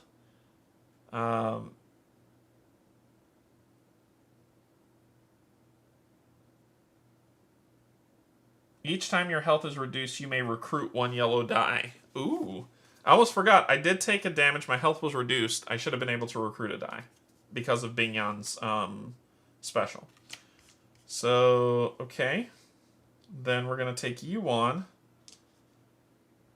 And let's do a yellow with that. See if we can get...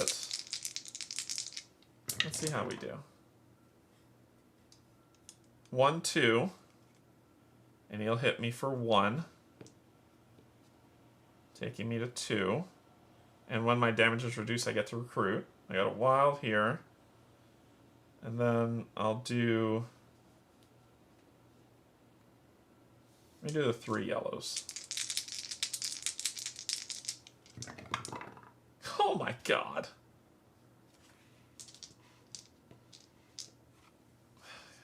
Good grief. Go down to 1 health. And I gotta do the purple because I need to make this work. Thanks a lot, game. Thanks a lot. Now you want to crit. Alright, so he dies. Ignore the Scion spectate penalty when spectating. I think I'm going to take that. Yeah, that... I did more than that. And then I get 1 back. And that's what I got. So I get Magic Lamp. And I am going to spectate in my next one. And I think I can spectate on... Yeah, I can spectate on any. And I have to move. I'm going to move here and spectate on this guy. So, if you wish to avoid bloodshed, sport, or opportunity, or just need a boost, you may choose to spectate it instead. When you spectate, carry out the following. Suffer the spectate penalty. Spectate penalty...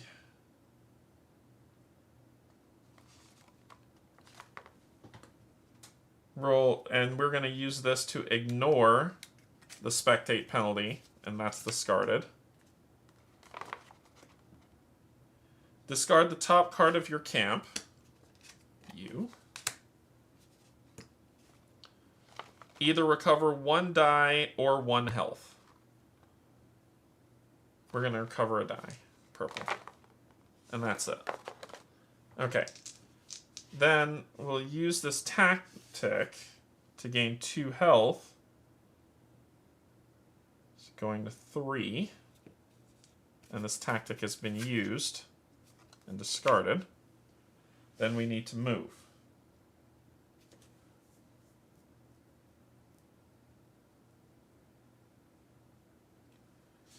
The Warseer sucks.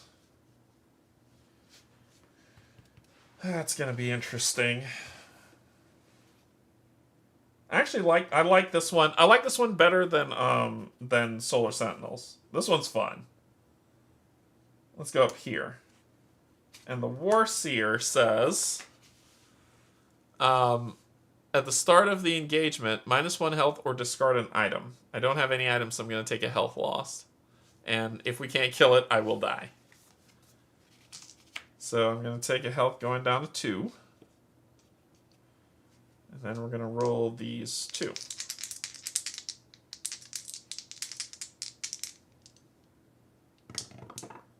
And that's what I needed. 2 damage. Instant. Discard the top card of the enemy deck, or recruit a die, or gain a thingy. We have to recruit a die. We're struggling here. We're struggle bussing. And then we recover. All my dice are here. That recovery one is not great. Not great. Does anybody have better recovery than that? The one with 1 health has great recovery, the Parthian.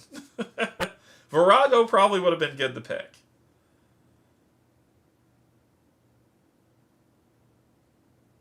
Virago would have been better to pick. Yep. She should have been the one I picked. She would have been way better. Okay, so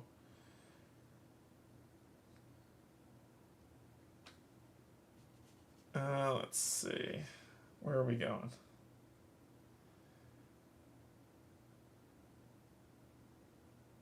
We're going to go here. And we're not going to choose it. We're going to discard it. So we skip the engagement phase.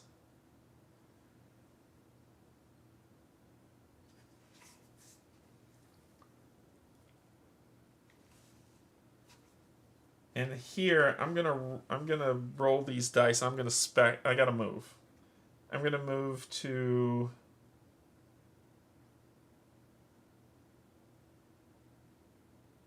this one and spectate. All right. Roll any green die. On a hit, we die. Let's see how this is. Cool, game over. On a hit, -2 health. We die. Awesome. That's it. 1 HP characters are fine. It's a trap. Yeah. This one is fun. I really like this one. But Virago would have been the one I select instead of her, because Virago's a good starter. Here's why. Let me show you. I know you're supposed to select, but check her out. So she's 2/2/2 across the board, but it says at the start of the game, increase your stat dice by a total of +3, then recruit or strengthen 2 dice. So I can make myself 4, 3, 2, and that is perfect. Like, that gives me 3 recovery, so I get dice back instead of more. I get a lot more dice back to go with her. So she's pretty cool. Decimus says your health can never exceed 4. Each time you use a die, you may recover 1 die and or a health. 4-2-3. Sorry, 4-2-3. Yeah. Yeah, that's how I would do it. 4-2-3. Sea Strider. Slingshots. Hits on yellow dice deal 2 damage. At the end of the recovery step, you may recover 1. So that's also pretty helpful. The Sea Strider would have been good. Stygiana. Press the attack at the start of each engagement. If there is more than 1 active enemy, you may recover 1 die for each active enemy. And the Parthian is the one healther. Instead of the usual allotments, start with 3 yellows, 3 greens, 3 blues, 1 red, and no purples. During activation, you may move to a non-adjacent camp if its top card is an opportunity. So it's just to make sure that you have to hit. You have to hit. And that's the way that you do it. But yeah, this one I like better. I like this one better than the previous. These games are tough, though. These are super hard. Who are the others? We had... Well, you saw Kraken. You've seen these 4. But these games are meant to be tough, and they're tough. But this one was fun. This one was fun. Let's see. Are y'all done, or you want to see more? Let me know.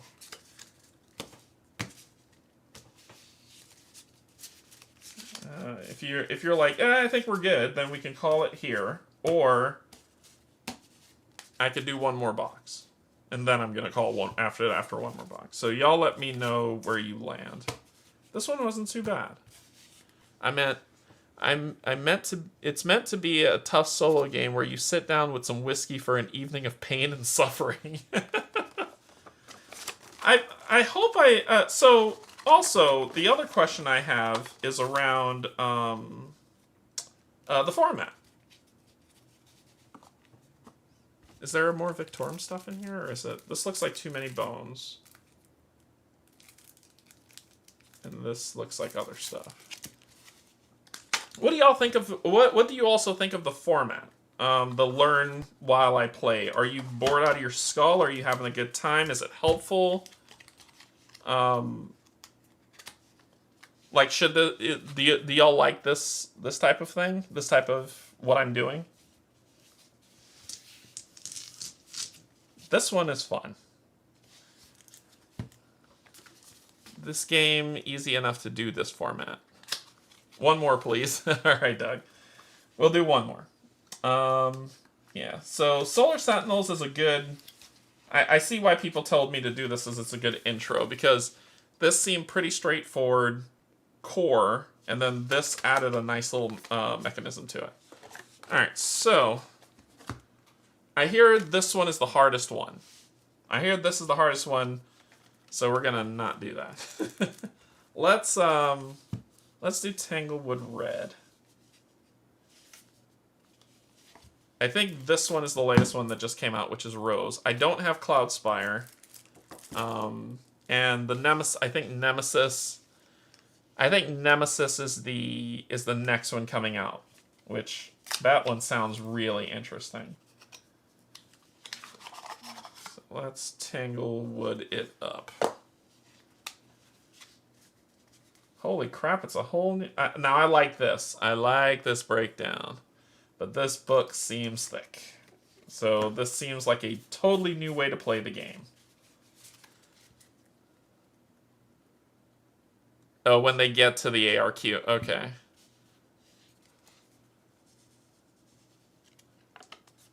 Alright, so... Oh, there's a dice tutorial. Good lord. Alright. 51 pages of pain! Lord help me. Oh, God. The ancient forest is dark and perilous. I think they're doing a few AR-20 strong games. Oh. I just know about Nemesis. Aetherfields would be cool, because the dreams in that game is purely amazing. I love it. The dream world, I cannot stand, and it ruins the entire game for me. But the dreams themselves are just wonderful. Okay, what do we got? Winning and losing. To win Tanglewood Red, you must traverse the forest, reach Grandma's cabin, and defeat the big bad wolf. As in all games of 20 strong, if your health reaches 0, guess what? You win a prize. Setup. Diced. For a quick start, use the interactive dice tutorial. It will walk you through the setup and game rules step by step while you play. Simply scan the QR code on page 2. No. You gave me a rulebook, damn it. Choose a hero. Choose freely among the 5 heroes. Some require you to begin on one side of their card or the other, but if the one you choose does not, you may select the side freely. Place it on the table as shown in the table diagram on page 16 and 17. Hero. I'm going until I see Red Riding Hood.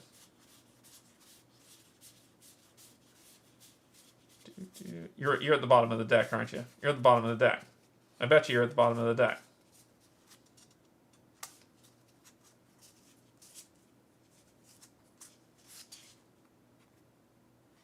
Okay, turn it over. What are we looking at? That's these. Here they are. That's them. Okay. Okay. The foil stuff is pretty cool. It's got the Brothers Grimm. Each time you activate a Fable, +2 gold. At any time, you may publish your work by paying 5 gold and reverting to your original hero. Okay, this looks like a more advanced class.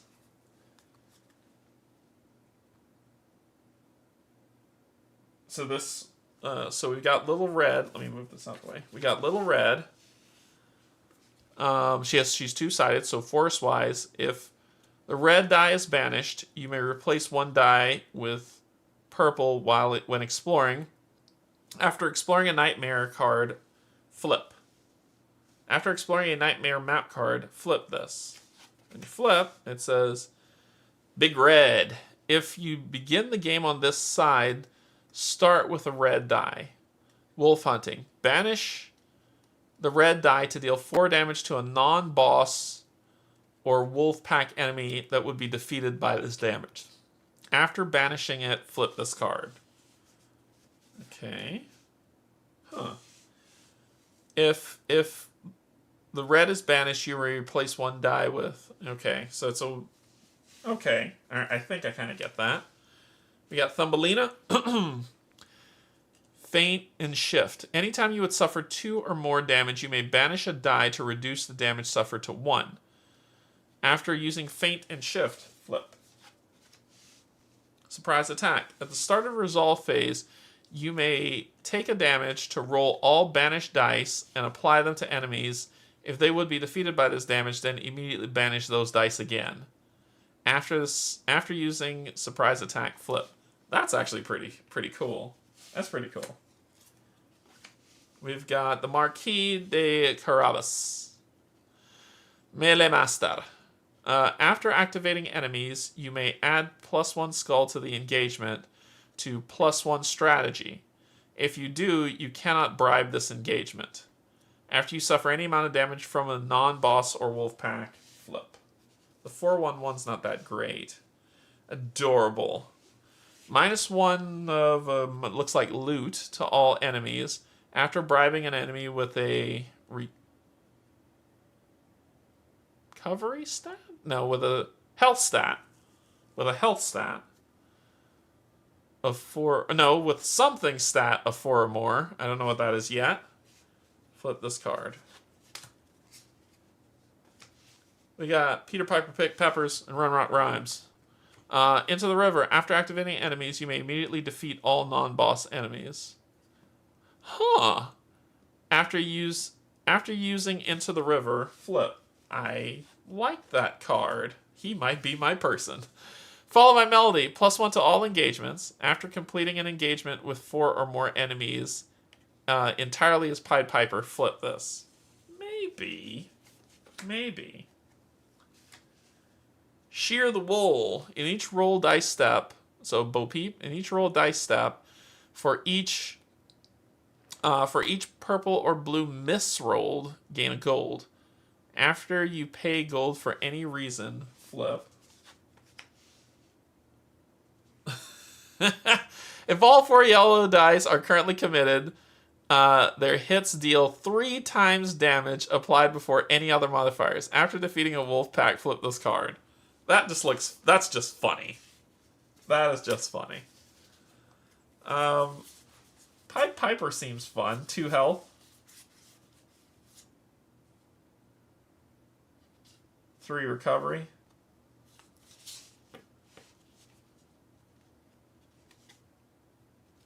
Sure, let's go with the Pied Piper. I mean, thematically, I should go with red.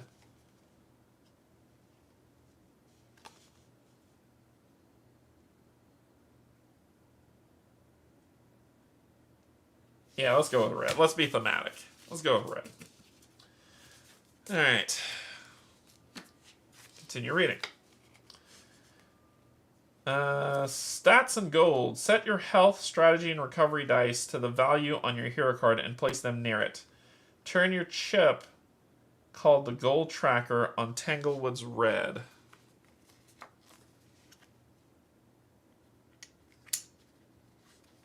I'm assuming that means that.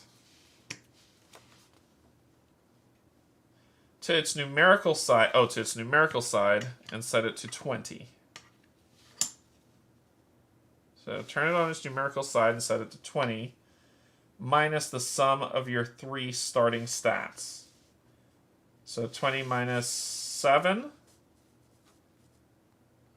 right? So that's 13. Okay. Prepare the play area. Lay out the various cards and decks as shown in the table diagram below. Can I get the table diagram below? Here's the table diagram from below. Okay, so we've got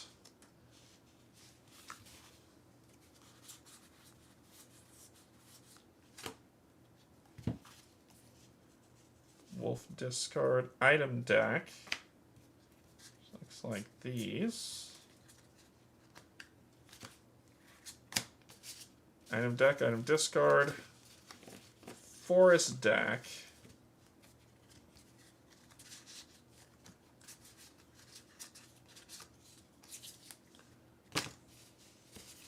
Okay. And the rest of these are enemies. Scouting line, minion deck, minion discard. Okay, we got a lot to do here. So top is the wolf, the big bad wolf on top. So big bad wolf on top. I'm assuming these get shuffled or something. Big bad wolf on top. So that goes here. This is the wolf discard. Then we got the item deck. Shuffle these up.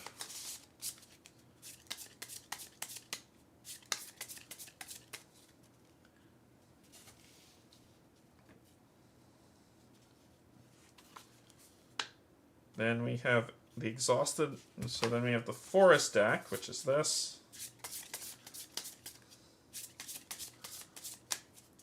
So the forest deck is here. Grandma's cabin on top. But, Grandma. What the frick does her cabin look like? Oh, here we go. Grandma's cabin on top. Okay.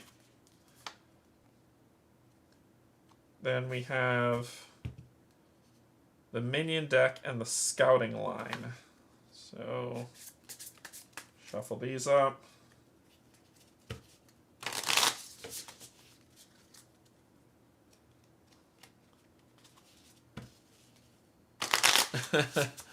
Alright, Van. Well, thank you for joining. And do this. Okay, so that is, this is down here as the minion deck.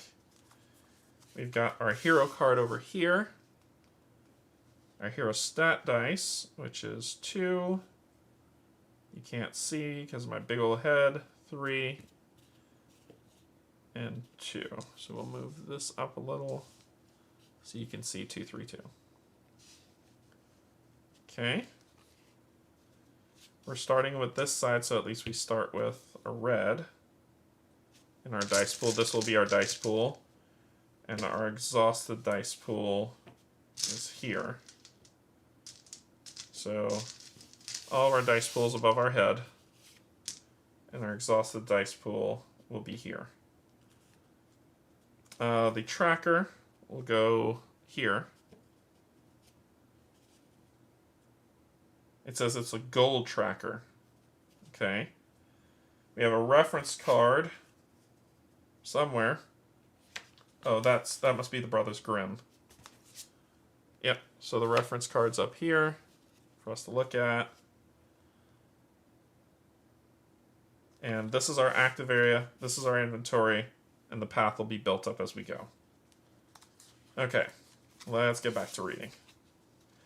Preparing a play area, so we've done that. Stock the shop. Shuffle the item cards into a deck with their ordinary orange and upgraded red sides facing the same direction. Place them on the table as shown in the with the ordinary side face up. Put the merchant card on top of them. Cultivate the forest. Shuffle the forest cards with the daytime green and nighttime purple sides facing the same direction. Return 5 at random to the box and place the remaining 10 as a deck on the table as shown, with the daytime sides face up. Okay, so shuffle these up. Pull 5 out. 1, 2, 3, 4, 5. Put the rest at Grandma's house, daytime, at the top. These go back in the box. Put the trailhead card on the table as shown, leaving space above it for your path. Place your health die on top of the house icon. This die is used to show your current location as you travel through the forest. Okay, trailhead.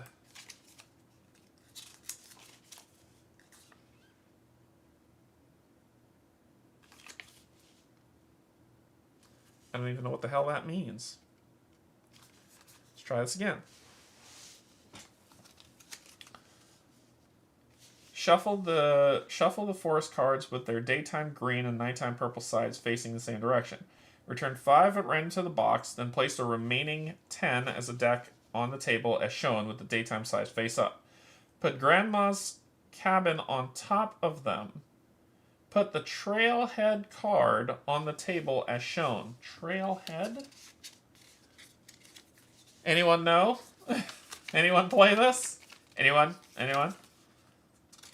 There's nothing that's saying what a trailhead is.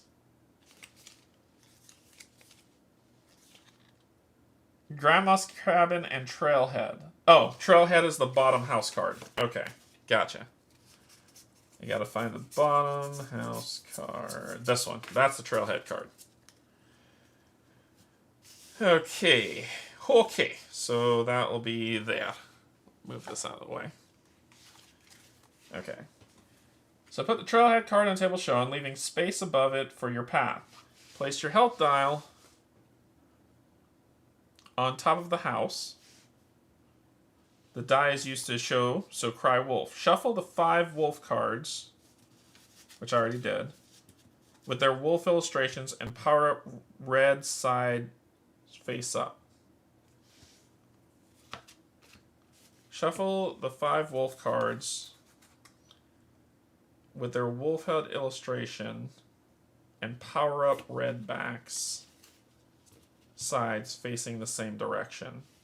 Place them as a deck on the table as shown with the wolf sides face up and put the big bad wolf card on top, which we did. We shuffled those. Prepare the minions. Shuffle the enemy fables cards with their enemy side showing 3 stats and fable sides showing the book sides facing the same direction. Place them on top of the table as shown with their enemy sides face up. This is the minion deck.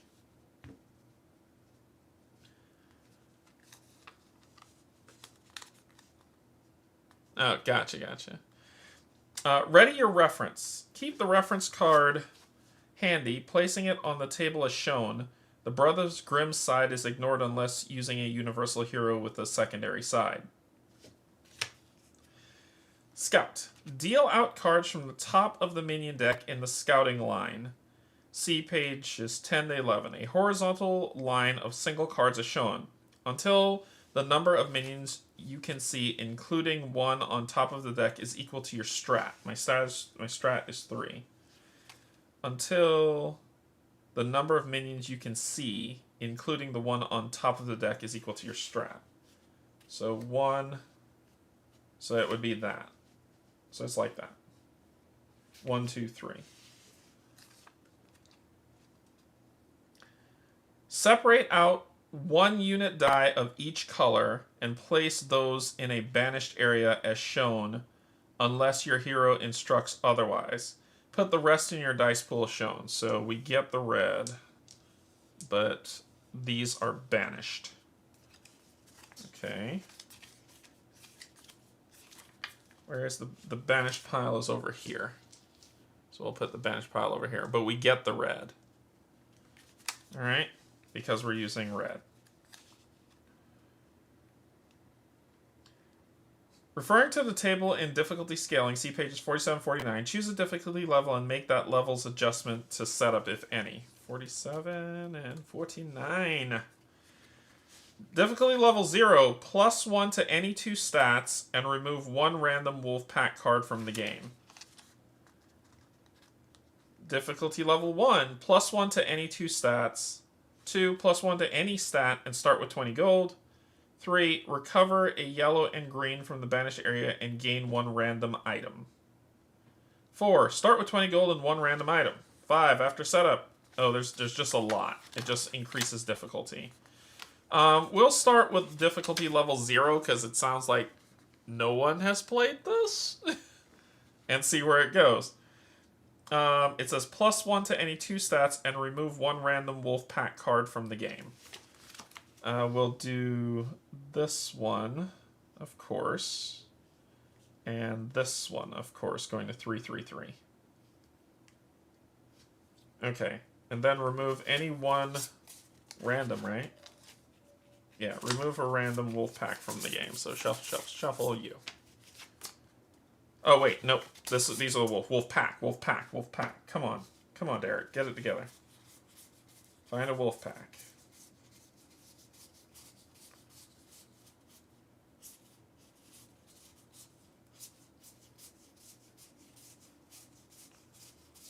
I'm not seeing any. I don't see a single wolf pack in here.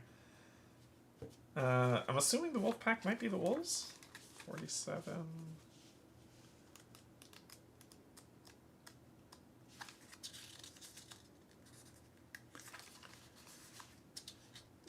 One random wolf pack card. Alright, when we figure out what wolf packs are, we'll pull one out. Just remind me. Scouting line. The scouting line reflects the way your strategy helps you foresee some of the dangers you will face in the forest. The number of cards visible in the scouting line should always equal to your strategy number. This includes both the single cards in the line as well as the top card of the deck. Anytime cards are taken from the line, usually to activate them for an encounter, they're taken from the left end of the line. If more cards must be activated than there are cards in the line, they're drawn directly from the deck until the need is filled. Cards taken from the scouting line are not immediately replenished. When several cards must be drawn from the scouting line at the same time, the line is not refilled until all of these cards have been drawn. Only after all necessary cards have been drawn do you refill the line by sliding cards to the left and filling the empty space behind them until the line reflects your strategy stats. Anytime your strategy increases, immediately add more cards to the line from the deck. Make no changes if your strategy decreases. You already know what those cards are, so there's no sense restacking them onto the deck. Hero card. We have our name, our ability, our flip mechanic, and our strats. Grandma's cabin, and so this is our trailhead, the house. We've got nodes that we walk on, the paths that they follow through, and the thresholds. And then the nighttime other stuff happens. So we've set up the table as shown, which is what we did. Traversing the forest. As you play Tanglewood Red, you'll journey through a series of forest cards, proceeding from node to node, always following the lines that connect them, and using your health die to mark your current location. You can only move forward through the forest up the cards, never backwards. I looked it up. You may remove a random wolf to make the boss fight easier. Oh, thank you. Yeah, so it was this guy, right? So we'll throw that guy out. Thank you. He's gone. He gone. Thank you for that. Thank you for that, Corvus. Every node comprises a node type and node outline, both of which give you crucial information about what happens here. A node's type tells you what kind of encounter it represents, whether it's an enemy, wolf pack, fable, or campsite. So this looks like fables, and there's circles, squares, and the turny thingies, right? that's a technical term. So the circle is a standard, no additional effect. The square, weary, you have one fewer strategy. Do not adjust the die. The circle thingy is a trap. Roll a blue die on a hit, recover up to... Roll a blue die. On a hit, recover up to 2 dice. On a miss, flip your current forest card to its nightmare side. The books tell us to draw a fable. The monster thingies tell us to an enemy conflict. And as more comes up, I will let you know. Okay, gotcha. Each node's icon is shown and explained on the reference card and later in the rules. A node's outline modifies the way you interact with it. You might be weary. The node might be blighted. You might face a mob. There could be a toll, or you might have a trap to deal with. The different nodes' outlines are shown and explained on the reference card. Observe the effects of the new node's outline before you begin to resolve its type. For example, when you enter a node with a trap outline, you must roll a blue die. If it misses, the forest card flips and, well, I've already said what happens, so I get it. Day and night. Each forest card shows its daytime or nighttime face independently of the other cards in your path, and independently of the other forest cards you've already traversed. It will nearly always be the case that some forest cards are in daytime while others are in nighttime. That's simply the nature of Tanglewood's. Deal with it. If you're ever instructed to flip the forest card and card you currently occupy, pick up your health die, flip the card, then place your die back on the node in the same space as you previous. Remember, you must resolve the outline and type of your new node when this happens.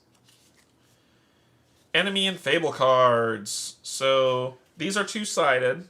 The back side is a fable, and the front side is the enemy side. They deal with their name, their effect, their reward, health, damage, and bribe rating. Alright, let's go with the round structure. Each round has its activation and engagement phase, as explained in 20 Strong Core rules. That said, depending on what kind of node you're on and what happens during activation, you will sometimes skip the round's entire engagement. Activation consists of exploration, and traverse, and bribery. Each of these steps is described in detail in the sections that follow. In the exploration phase is optional in each round. The first step of the exploration phase is exploring. This allows you to place new forest cards in your path before you move. Okay, so exploring pulls from this deck. Gotcha. Not only does this give you information about what's coming up, it also allows the possibility to place new forest cards with the daytime side face up. A forest card's daytime side is less dangerous than its nighttime side. To explore, choose 1, 2, or 3 ready yellow and or blue dice from your pool. Then roll them one at a time, in whatever order you wish. For each result, and before rolling the next die, if any remain, do the following. On a miss, draw a forest card from the bottom of the deck, turn its nighttime side face up, and add it to the top of the path and exhaust the die. On a basic hit, draw a forest card from the bottom of the deck, leave its daytime side face up, and add it to the top of the path deck and exhaust the side. So it's either nighttime or daytime based on hit or miss. And then on a crit, follow the instructions for the hit, then gain a gold. Hey Doc, how's it going? If you're calling on a card, if you're called on to draw and place a forest card by the deck, but the deck has been depleted, you're nearly to the final battle. See when the forest runs out. We're not there yet, so we're going to chill. After exploring, you get to visit the merchant. See visiting merchant. Before moving on to the travel phase. Why not just put it at the next frickin' step? Sorry. Let's flip and visit the merchant. The merchant provides the opportunity to pay gold for items that may help you on your travels. Each time you visit the merchant, do the following. Stock the shop. Reveal 1, 2, or 3 item cards according to the number of dice you rolled while exploring. Okay, so you can only visit the merchant while exploring. Take them from the bottom of the item deck. Set them out with the ordinary orange side face up. Those become the shop and can be individually purchased with the buy merchant action. If the item deck is ever empty when you would draw an item, reshuffle the discarded items into a new deck. You may pay gold on any of the 4 merchant actions shown on the merchant card.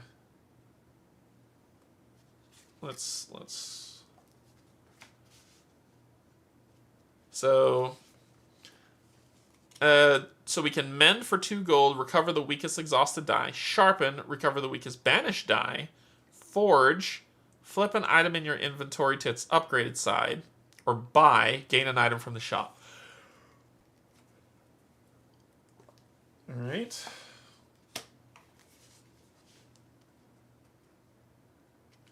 You can only choose options you can afford. To perform a merchant action, simply pay the listed cost, which is deducted from the running total on your tracker. You can only choose options you can afford. You may also choose not to take any merchant actions at all. And then tidy up. Once you're done taking the merchant actions, discard all shop items you didn't purchase to its discard pile. Gold!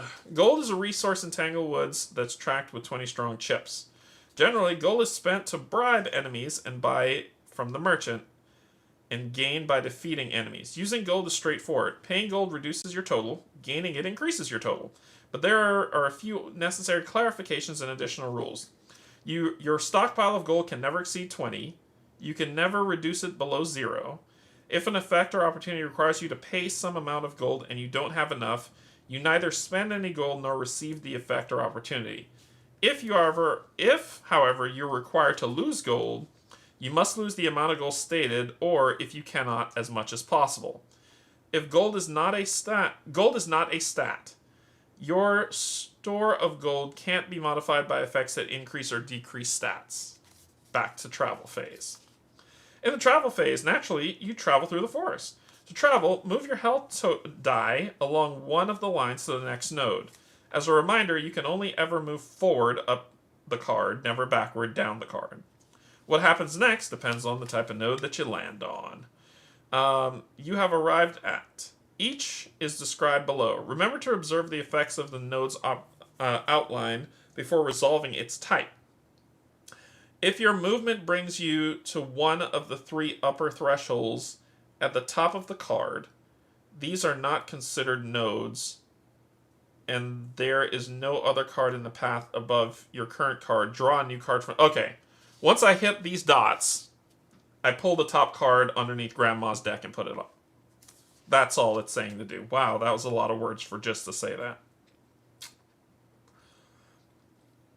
But it says, if your movement brings you to one of the 3 upper thresholds at the top of the card, and there's no other card in the path above your current card, draw a new card from the bottom of the forest deck, turn it to its nighttime side, and match its lower threshold to the upper threshold on the card you've just passed through. Then continue traversing one of the lines from the threshold pair to the next node of your choice. Minions. Minion nodes represent non-boss enemies you must face, bribe, or otherwise deal with before continuing on your journey. When you arrive at a minion node, add 1 or more enemies to the active area. By default, add 1 enemy to the active area. However, if you are facing a mob, one of the node outline types, activate an additional enemy for each +1 on the node outline, which we will see at some point. Oh, I see. It's at the bottom. I see what that means. Okay. Activate enemies from the left end of the scouting line until you've added as many as to the node require. If the nodes needs more enemies than you're scouted, draw them directly from the deck without the benefit of previewing the enemies you must face. Now, proceed to the bribery phase. Well, that doesn't make sense because the next thing says Wolfpack, and the bribery phase... Love of God, the order of this book. Alright, bribery phase. If your travel phase ends with any enemy cards in the active area, you have the opportunity to bribe them with gold instead of being forced to engage them. Each non-boss enemy has a bribe stat, which is this one here. To bribe an enemy, pay that much gold from your gold tracker, then discard the enemy to the appropriate discard pile. Bribed enemies can confer no rewards, nor have they been defeated for any rule that references defeat. They have simply been removed as obstacles to your progress. If there are any enemies remaining in the active area after you have finished bribing, proceed to the engagement part of your turn, starting with the strategy phase as normal. Otherwise, if there are no enemies remaining, proceed directly to the cleanup step of the resolve phase. And then we do our engagement. Yep, so it's engagement just like 20 strong rules, resolve just like 20 strong rules, cleanup like 20 strong rules. Wolf Pack. The members of the Wolf Pack are the potent henchmen of the Big Bad Wolf. For the purpose of game effects, they are considered boss enemies. However, unlike most bosses, wolves do not trigger Tanglewood Red's endgame and are resolved like normal engagements. When you arrive at a wolf node, add one wolf card from the bottom of its deck to the active area. If you are facing a mob, also add the appropriate number of enemies to the active area. Take these enemies from the scouting lines as if they were minions. Now proceed to the bribery phase. If possible to defeat all 5 wolves, it's possible to defeat all 5 wolves and still have wolf nodes you can visit. If you travel to a wolf node and there are no more wolves to defeat, skip that node and move to the next node connected to it. Okay. Frick. Let's play. Jeez. I'm on page 30 of 50-something, and I'll read when I get to those symbols what fables are, what camps are, and those are the phases that we go through. Okay, I'll read that. Okay. Let's read one more thing, because I saw something and I was like, this might be important. Where is it? Discarding and reshuffling summary. Tanglewood's Red has many different decks. Each one behaves a little differently. This section summarizes the rules for how each deck discard pile behaves, and what happens if you need to draw from a given deck, but it has been exhausted. From the Wolf deck. When the Wolf Pack cards are defeated, put them in the Wolf Pack deck discard. This deck is never reshuffled. Minion deck. When these cards are discarded for whatever reason, bribed, defeated, or otherwise addressed, place them in the minion discard, enemy side face up. If the enemy deck is ever empty, including if you're allowed to see more cards in the scouting line than before, reshuffle the discard to form a new deck. Item cards. When an item cards are discarded for any reason, place them in the item discard, with their ordinary orange side face up. If you need to draw from this deck, but it's simply reshuffle. So this is the only one that's not reshuffled. Gotcha. Forest cards. Move the forest cards you've passed through into an out-of-play area to preserve table space. Just make sure to avoid flipping them because daytime or nighttime state may be relevant later on. When the forest cards run out, that means the game is nearly over and all you have left to do is reach Grandma's cabin. There is never a forest card discard, nor are forest cards ever reshuffled. Cool. Alright. Let's play. Okay, so we start, this has it on the back, we start with the activation, the exploration phase. We can choose to explore, and when we explore, we roll. You should have put page numbers on here. We roll 1, 2, or 3 ready yellow or blue dice, one at a time, and deal with what's going to happen. So let's say we're going to do 2. We're going to do 2 of them. So it says roll 1 at a time and do the following. Miss. Draw a forest card from the bottom of the deck, turn its nightmare side face up, and add it to the top of the deck. So we'll draw from the bottom, flip it face up, and put it on top of the deck. Then we do it, and then what? And then exhaust the die. Then we roll the next die. A miss. So we do this, flip it, put that on top, and then exhaust the die. Then we go to visit the merchant. So, on visit the merchant, why is this not like immediately in its line? Because we stock the shop.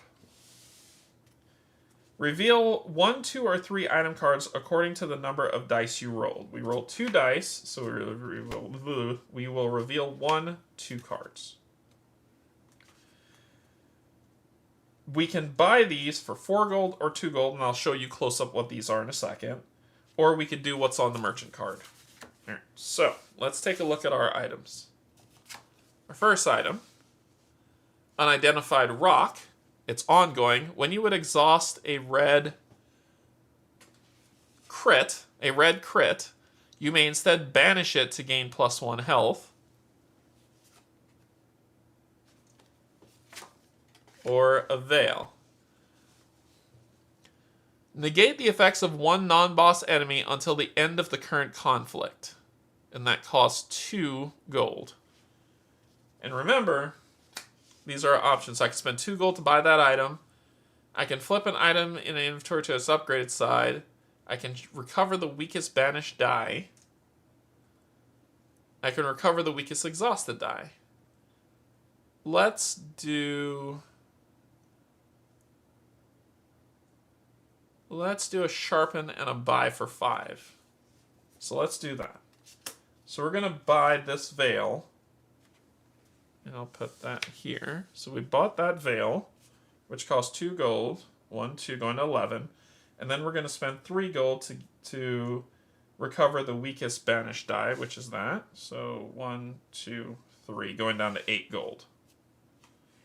Alright. That is the end of the that's the end of the exploration phase. We're now doing the travel phase. And we're going to move here to this one here. And that is a standard enemy at no additional cost. So no additional cost to move into a standard, and it's an enemy, so we gain an enemy conflict. We draw from the leftmost enemy, which is this. And this enemy says a Breerin. So, I keep forgetting that symbol. So it's enemy health of 3. They have... The enemy damage is 1, and their bribery cost is 4. And that symbol means during. So during, purple dice cannot be rolled, committed, or used for effects. And I'll gain 4 gold if I defeat it. Yeah? Okay. This gets cleaned up. This will get put in its discard. And this is what we're dealing with.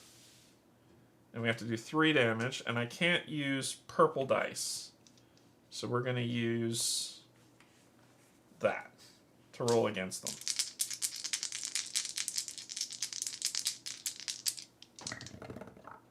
That'll do. So we hit him for 4 damage. Immediately we get 4 gold, going up to 12.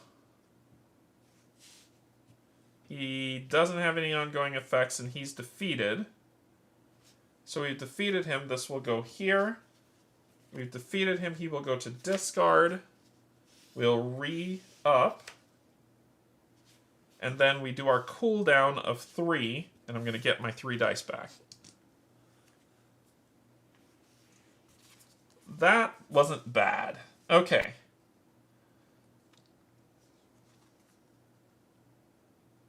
Only if I banish, I switch to little red. Because this says, for little red, this says, banish the red die to deal 4 damage to a non-boss or wolf pack enemy that would be defeated by this damage. And then after banishing the red die, I flip. So that's the only way to flip the card. All right. So that was the travel step and the engagement that fell into that travel. So that was the travel step. We engaged, we resolved, we did cleanup, and now we're back to the round flow. So we're back to the next step. Okay, so we are going to, I'm going to do exploration. Let's do 1 die and see what we get. Exploration, 1 die. Blank, we'll take the bottom, flip it to night, and put it there. Then this is exhausted. Then the shop, we pull the top card. It's supposed to be the bottom card, isn't it? I don't know what to expect. Butter knife. In the apply dice step, you may apply crits to scouted enemies. The dice remain applied to those enemies, and the damage from those dice is dealt when the enemy is activated, even if this item is discarded. Ooh. Ooh, that's not bad. That's actually not a bad idea.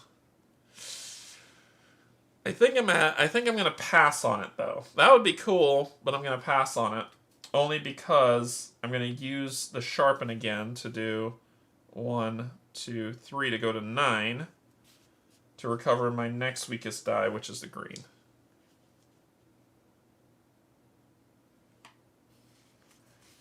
Okay, then we do the travel phase. So I'll move up 1, and this is a normal enemy, but it's a square. You have 1 fewer strat. Do not adjust the die. Okay, so we have to draw 1 enemy, which this guy looks rough. 6 health, 3 damage, and 10 gold to bribe. And he has a star effect, which is a special. In the bribery phase, you may banish any number of ready dice. For each die banished in this way, Stunderms is bribe is reduced by the number of hit faces on the die. Ooh, and he has 6 health. I gotta go big on this guy. He can kill me in 1 shot. He basically can knock me out in 1 shot. So if I'm gonna bribe him,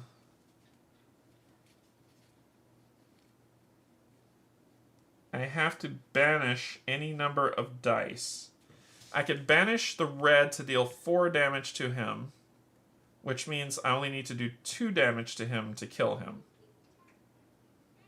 And then I could try to get the red back. I can do that. Don't explore cards go on your path, not the path deck. Let me check. From what I read, it says, draw a forest card from the bottom of the deck, turn its nighttime face up, and add it to the top of the... Oh, the top of the path. You're right. The top of the path. I read that wrong. So let's do this, this, and that. Thank you. Thank you. Yep. Top of the path. Hey, we're learning. We are learning. Thank you for the catch. This is why we did this segment, so it's a learn, not a, hey, I've played this 30 million times. Alright, so I could banish the red to deal 4 damage to him, but it says that would be 4 damage to a non-boss or wolfpack enemy that would be defeated by this damage.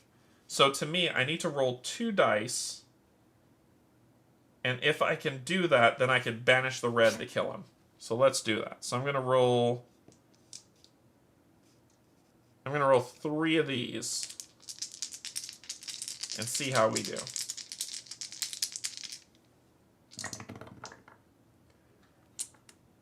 That's 3. And then I'll banish this, putting that there, to kill him straight out. And when I banish that, I flip this card over to this side. And says, and this goes exhausted. I immediately gain 3 gold, going up to 12. And you are discarded. That goes here, and then we do our cleanup of 3. And then this is, if the red die is banished, you may replace 1 die with a purple die when exploring. Oh, to try to help keep it a daytime. Gotcha. After exploring a nighttime map, flip this. Okay. Okay, we go to our explore phase.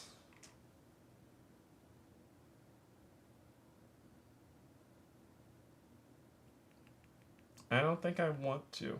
I failed so much.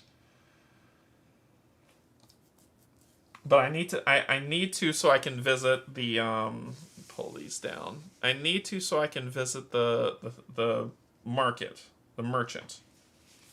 Because it says exploration phases, you explore and you visit the merchant, and exploration phase is optional. So I don't have to visit the merchant. I could travel. But I think I need to do something. I won't explore this round. Instead, I have no choice but to move here. That says it's a blighted space. Enemies have +2 health, +1 damage, and cannot be bribed. And it's just you. The Slither. And I'll explore next, which will help me flip this card. So we've got that, and we're going up against the Slither. All dice applied to Slither are banished. Holy what? Biscuits. Okay. We're gonna do a green and 2 blues. And he does +1 damage. He will kill me if I fail. Let's throw in a purple. Let's do that. He has +1 health, right? +2 health. He's at 5 health. Oh, crap. Yeah, he's at 5 health.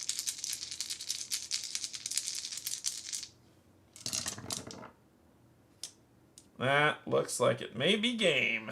Negate the effects of 1 non-boss enemy until the end of the current conflict. So we can do that. So he's not banishing all my dice, but I don't think it matters. I think I'm dead. Yeah, I don't think it matters. I think I died. I think I died. Game over.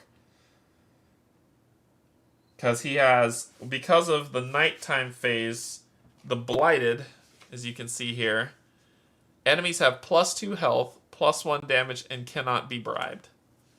And so this thing, who has 3 health, +2 is 5, and he does +1 damage, which is 3, which is my health. So, I died. Game over. Alright, now that I get the sense of this, let me start over. I want to try this again. I want to try this one more time, and then we'll call it. I thought, in terms of, I don't have any rerolls. The reroll thing here is I take the damage and then I roll again, right? Like, did I read that? Isn't that how 20 Strong is played? Have I been playing that wrong the whole time? After applied dice effects step, if your strategy stat is higher than 1, you may repeat the strategy phase again. No, it's a strategy phase. You're right. That was this, this, and that. You're right, you're right, you're right, you're right, you're right. So let's put us back at 3. We're here. I had done 1, 2. This was a miss. That was a hit. That was the 3. And I did another blue, which was a miss. And you're not going to banish that, but that's 3. And then I get to do the phase again, which I'm going to do this and roll these. Nope, you're right, you're right. I'm learning, I'm learning. Let's do this. There we go. 5. So we did do it. He won't banish all of our dice. He's dead. We gain 3 gold. 1, 2, 3. We left Grandma, so we could put this off to the side. Move this down. These get exhausted. You're gone. You are a one-time use and is discarded. We gain back 3 dice. Gain back my 3 purples. This goes here. We're definitely going to die the next round. Holy crap. That's a wolf pack conflict with 4 additional things. But before we do that, we're going to scout. So let's scout. Was a miss. Jesus. Okay. Then a stick. After you recover dice step, recover 1 additional die. When you suffer any amount of damage, discard this stick. There's no need to pay for that. I'm going to suffer damage this round. However, I'm going to spend 3. 1, 2, 3 to recover my weakest die. 1, 2, 3. 1, 2, 3. Alright, this was on top. And then I move here, and I'm going to draw a wolf pack from the bottom. Prowl. Prowl has +1 damage for each item in your inventory, so I don't have any. So his damage is 1. He has 7 health. And I can +1 to any stat, which is great. But I got to pull 4 enemies. 1, 2, 3, 4 enemies inbound. We don't replenish just yet. I'll do that at the end. So I have him plus 4 enemies to fight. So his stat is his bribe is reduced by the number of exhausted dice. 1, 2, 3, 4, 5, 6, 7, 8. So his bribe is 2. At the start of the engagement, you may exhaust up to 2 dice. Dice can only be committed. Oh, you may. Dice can only be committed if a die of the same color is in the exhausted area. Screw you. In each roll phase, change all rolled attacks to misses if possible. What? What are you even telling me right now?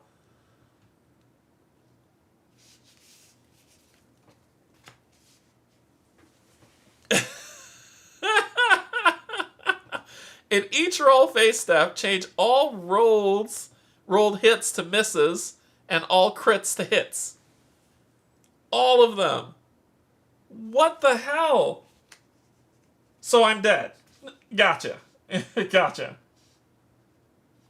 If Pyracle is the only undefeated non-boss enemy in the engagement, it gets +2 health and +1 damage.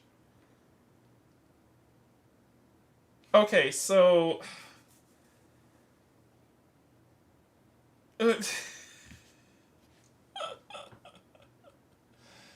So I have to bribe him out. I have to bribe him out, or I have to... I can't kill him. He has to be bribed out. Which means I can't bribe this guy, because I spent all my money to get my dice. Because his...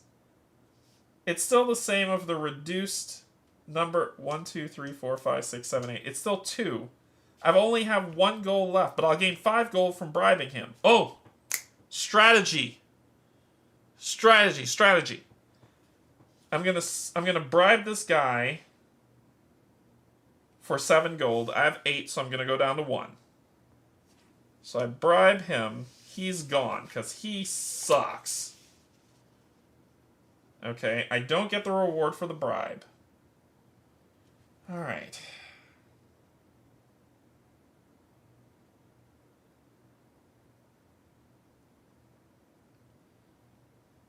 This guy will kill me if I don't kill him. And I can't survive. We gotta roll them all. We gotta roll them all, and then I'll just see what happens.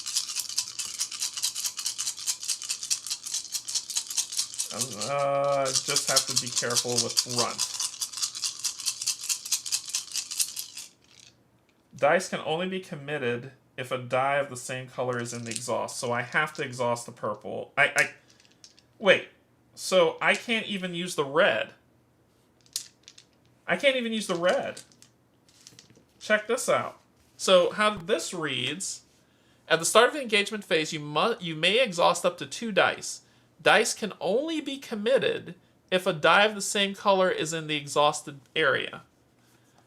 So the only way that I can roll these dice, and the only way I can beat him is if I kill him straight up. Okay.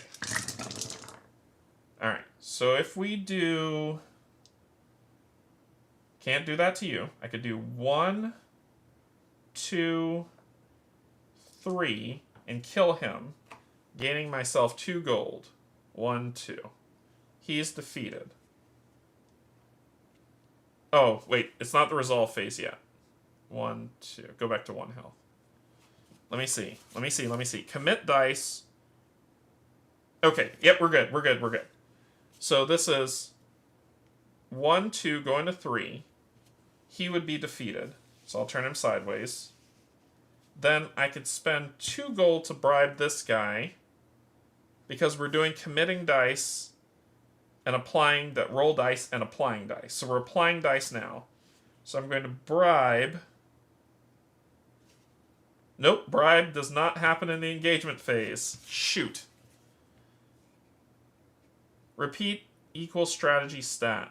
Bribery phase only happens in the activation phase. I can't bribe him. We're dead. So we'll do that. Then we'll do 1, 2, 3.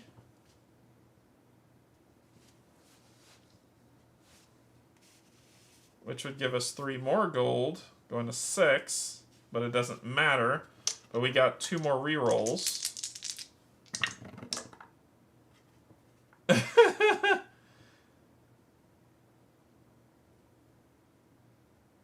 Can I reshuffle these? I might have a way if I can reshuffle these. But no, I committed them. I didn't apply. I'm applying dice. It says suffer damage and nope, we have to do it that way. That's 4. And then my last reroll, nothing. So so these 2 are defeated. We suffer 3 damage, 4 damage, we're dead. Wow. Wow. Alright, so we need to take this, and not that, because we're going to use red again. And we're going to try this again.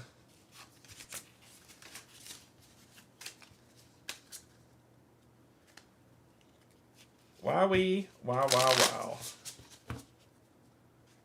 Technically you can shuffle. Oh, you can shuffle it. Okay. Technically you didn't assign them yet. Maybe I could have made it. I don't think I could have made it worth anyway. Because that thing would have gotten strong and it would have killed me along with him. Because I had 4, 5, 6, 7, 8, 9, 10 with 3, 8, 9, 10, 11, 12, 13, 14. There's no way I could have done it. So we'll just re-rack this real quick. 1, 2. This needs to go to 2. Oh no, I'm using the 0, so it would be 3, 3, 3. I'm using the 0. We'd be here, I'd have my red. We'd be back at Grandma's house. Shuffle these up.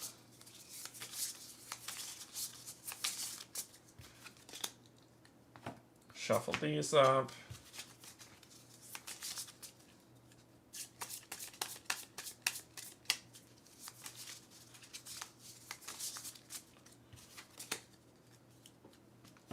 And grab the disposed dude.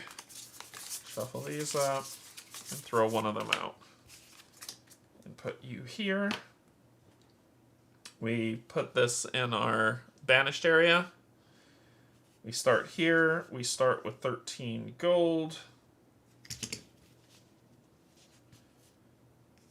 And we begin. So we're going to scout. I'm going to do 2, one at a time. Nighttime. Exhaust. Nighttime. Exhaust. Okay, then we travel. Let's go. What's that symbol do? Banish any die or pay 2 gold. Oh, we got to do the merchant first before we travel. Birchwood bark and 1 little pig. Enemies on no node that I've seen yet have -1 damage instead of +1. If your health would be reduced to 0, set it to 1 instead. Yeah. So we're going to spend 6. 2, 3, 4, 5, 6 to gain this and gain that die. Okay. This gets discarded. Then we travel.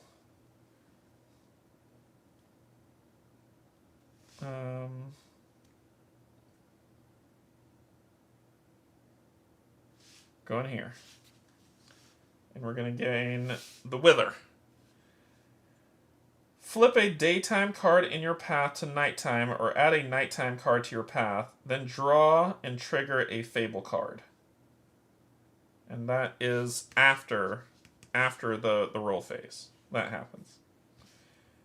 We can bribe her for 4 and not have to deal with any of that, but she has 1 health, and that just needs to be a thing. So she has 1 health. We're going to roll our red. Bada boom. We gain 2 gold. 1, 2, going to 9. This goes here. We recover 3. Boom, boom. Then we have to do this.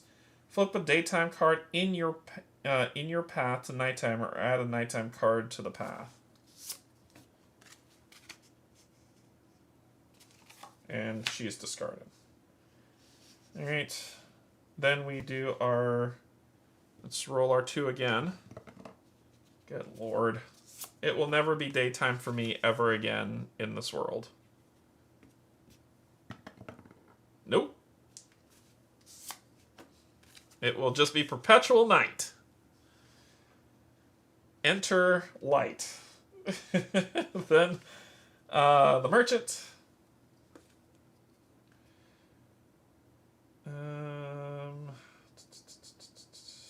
What do you upgrade to? If your health would be reduced, set it to 3 instead, but that costs 4 to upgrade that. Let's just do it would be 2. Fairy Godmother's Aid.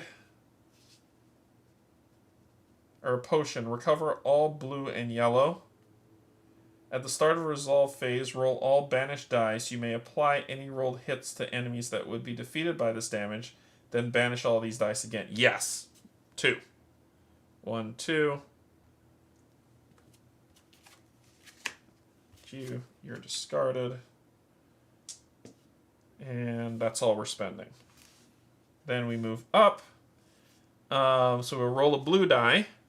On a hit, recover up to 2 dice. On a miss, your current forest card is turned to its night side. Of course, we rolled a miss because we suck. And now we're going to deal with... Oh, Jesus Christ.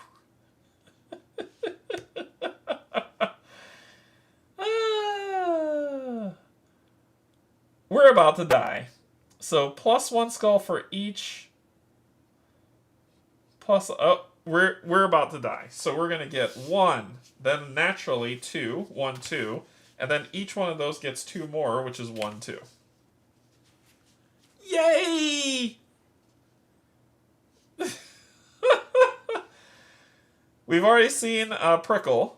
Bruin, purple dice cannot be rolled, committed, or used for effects. Toadstool Imp. Toadstool Imp's gold rewards is 1 plus your highest stat. If nighttime, Toadstool Imp's health is +1 your highest stat. Weevil. For each exhausted yellow Weevil has +1 health, +1 attack, and +1 gold reward. All dice applied to Slither are banished. Okay. So, bribe time. We've got 7. So we can bribe you and you. So we're going to 0 gold. Getting rid of you. And you. Goodbye. Okay. Oh, Jesus. Okay.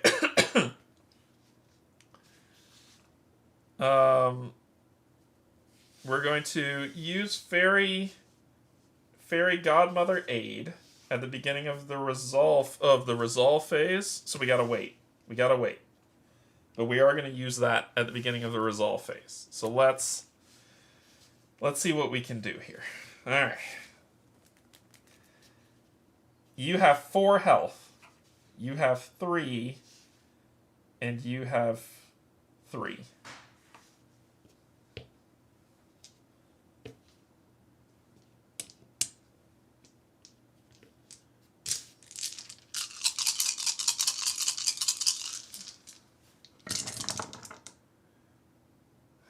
What are we dealing with?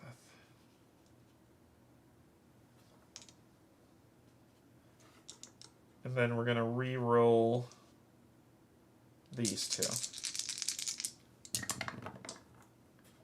Okay. Let's see what we're dealing with. You have 4 health. Dead. You have 3 health and you have 3 health. So we can do this here. And then we only have 2 left. And then we're going to go into the Fairy Godmother phase. At the resolve phase, we roll these. Perfection. These go back. And we've killed all of them. Oh my god. We lived. These are going to get banished. These are going to get exhausted. This is going to be discarded. And I'll gain 3, 6, 10. I gain 10 gold. Whoo! We did it. We did it. And when this is banished, which it was, I have to flip. And if banished, you may replace 1 die with a purple die when exploring. I don't have any purple die, but we're gonna do what we can. Oh, and then we got a boom, boom. Okay, we're gonna move up, getting rid of this, pulling these down. I'm not gonna explore. Well, I should explore.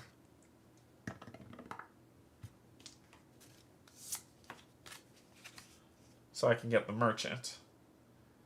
So I could spend... Go down to...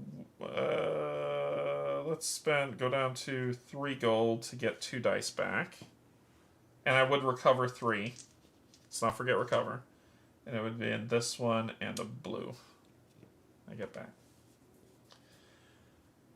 Okay. Now we moved here, which is just an enemy. At the start of the engagement, immediately swap all ready dice with all exhausted dice. What? What? What? Oh, and I was supposed to see what this was. Before activating, you may exhaust one ready... Nope. There we go.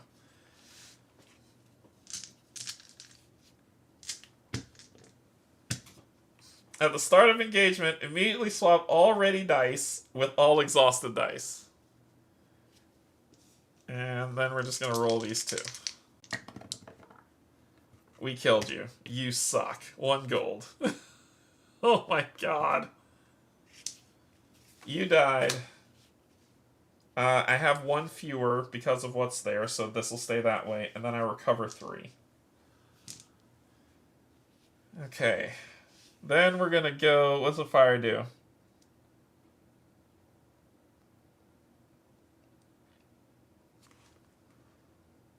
Oh, the fire goes to a nasty fight. I'm not ready for that fight. Oh my gosh. We're going to go up 1. Banish any die or pay 2 gold. We'll pay the 2 gold. Going down to 2. And then we face 1 enemy. Let's not do that just yet. Banish the strongest die applied to Ren.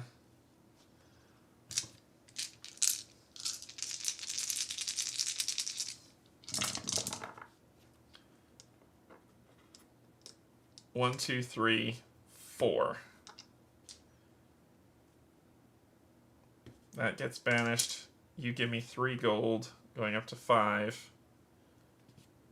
And you're defeated. Recover 3. 1, 2, 3. Scout. I don't even want to scout. We're going to skip that. Jeez, this is brutal. Alright, let's... We have no choice but to go up.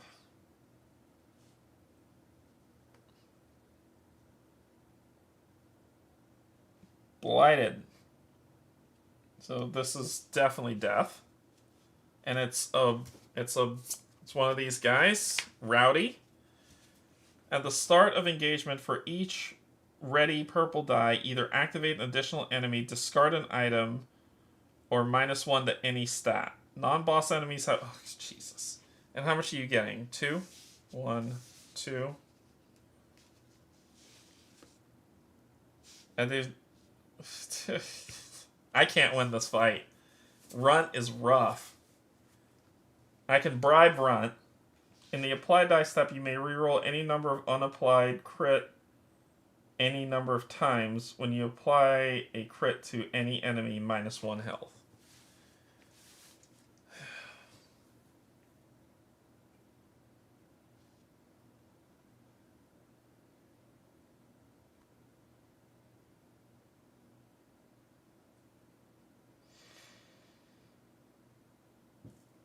So he has 4 health, 6 health.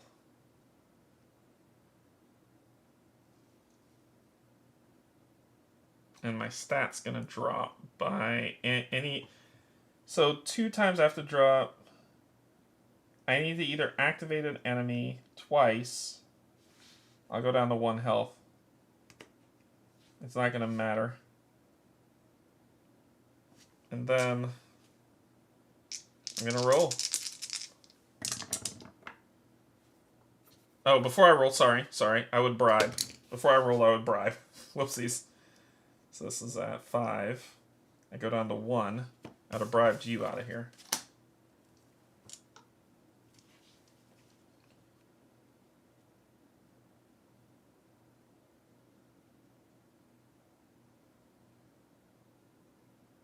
And that's game. And that's game. There's really nothing else I could do. Oh, wait, I'm not dead yet. I'm not dead yet. But it doesn't matter. This would bring me back to 1 health when he kills me, and then he'll kill me. So, yep, we're done. We're dead. Oh my god. Okay.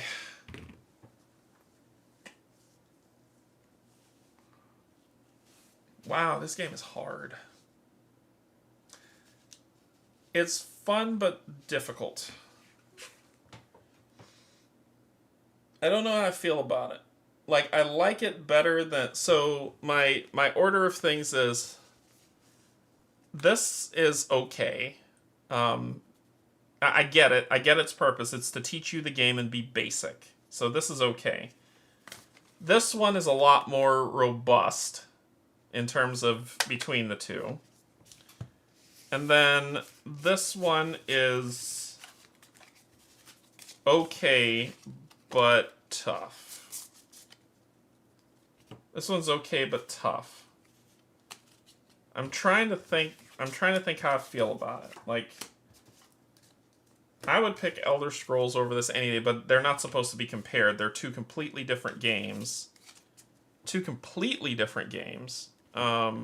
That is supposed to just kind of give you a nice little feel and vibe.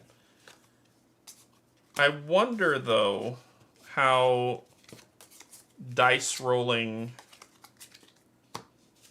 plays into this. You know what I mean? Like, it's pretty heavy dice luck with very few mitigation techniques. So I don't know. I don't know how I feel about it. I don't know. I'm looking at these three, and I just don't know. Yeah, I just don't know. And like I said, I just did the Kickstarter. That's the reason why I have all these. I just did the Kickstarter, and then I just grabbed Rose. And I just don't know. I don't know how I feel about it.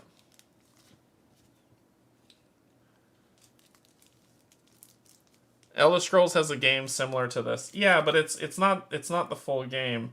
I think my win rate on this game will be super low. Like, I don't think I will win this game a lot. And I don't think you're meant to. Like, I'm not saying, hey, you're meant to win a ton of these games and say, hey, it's super easy, this stuff needs to go. But at the same time, if I'm being honest with myself, would I play this or would I play another game? I think I would pick another game over this.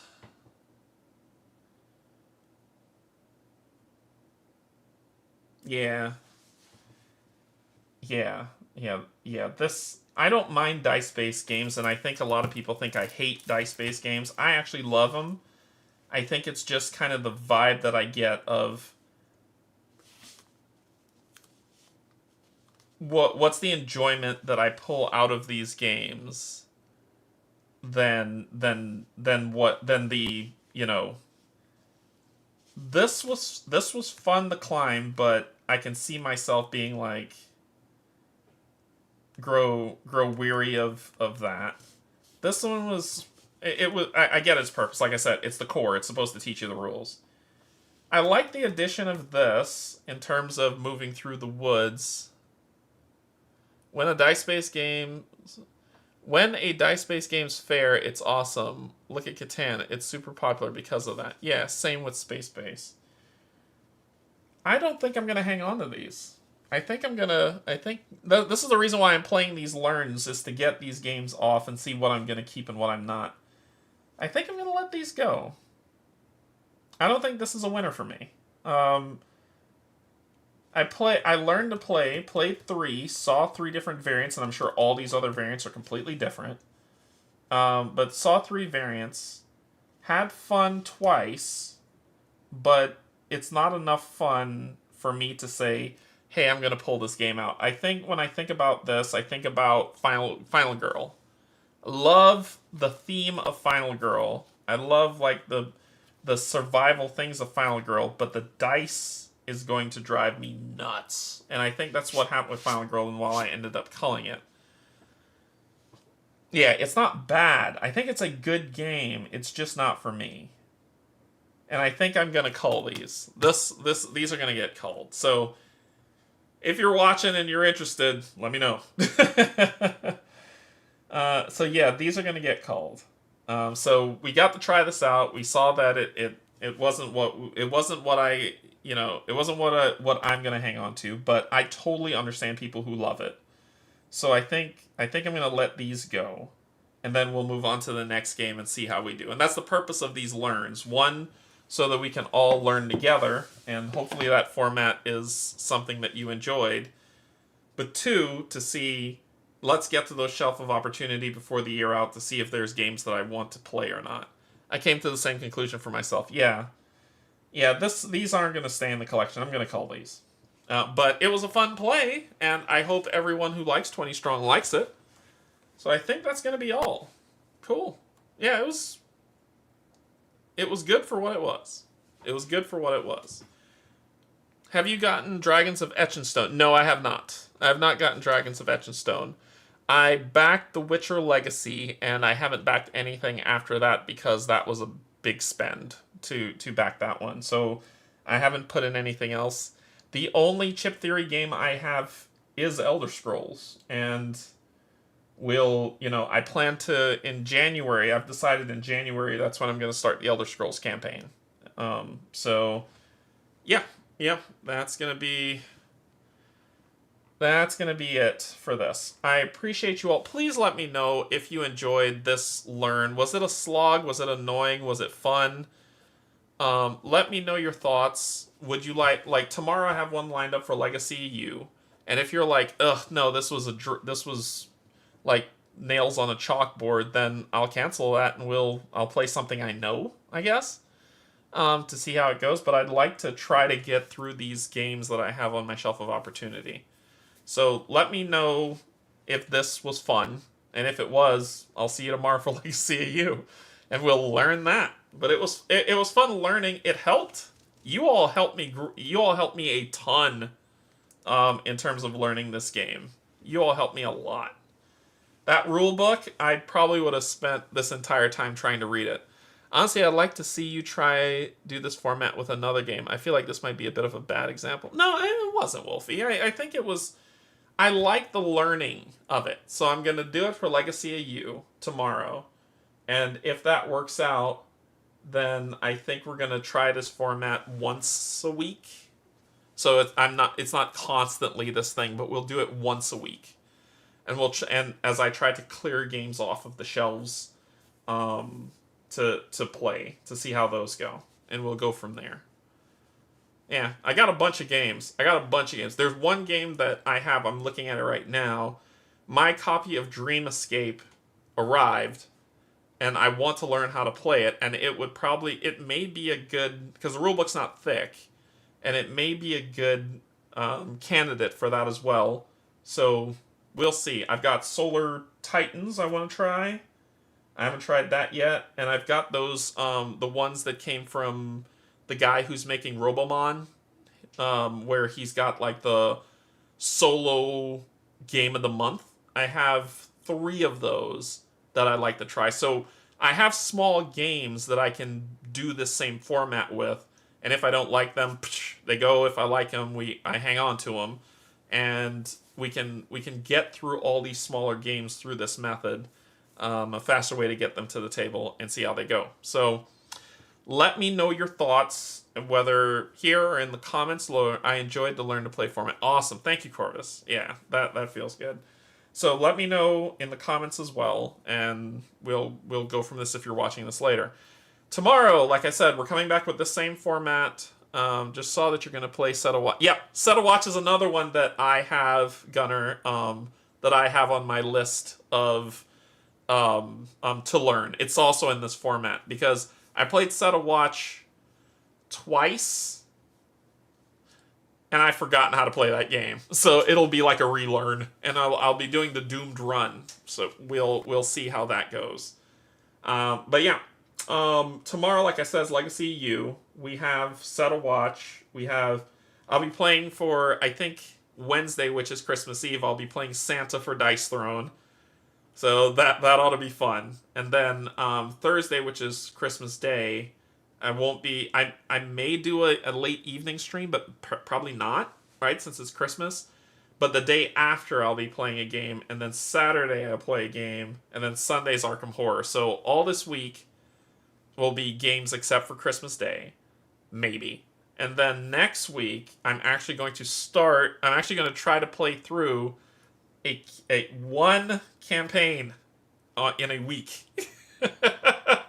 So next week I'm off, and in that week I'm going to try to do one campaign, and it's going to be of Dawn of Madness. So I'm playing I have to play two-handed, but I'm playing one investigator with the app of storytelling, going through, and going from there. Is Arkham Horror a difficult game to get into? Depends. That depends. If none of you have played it,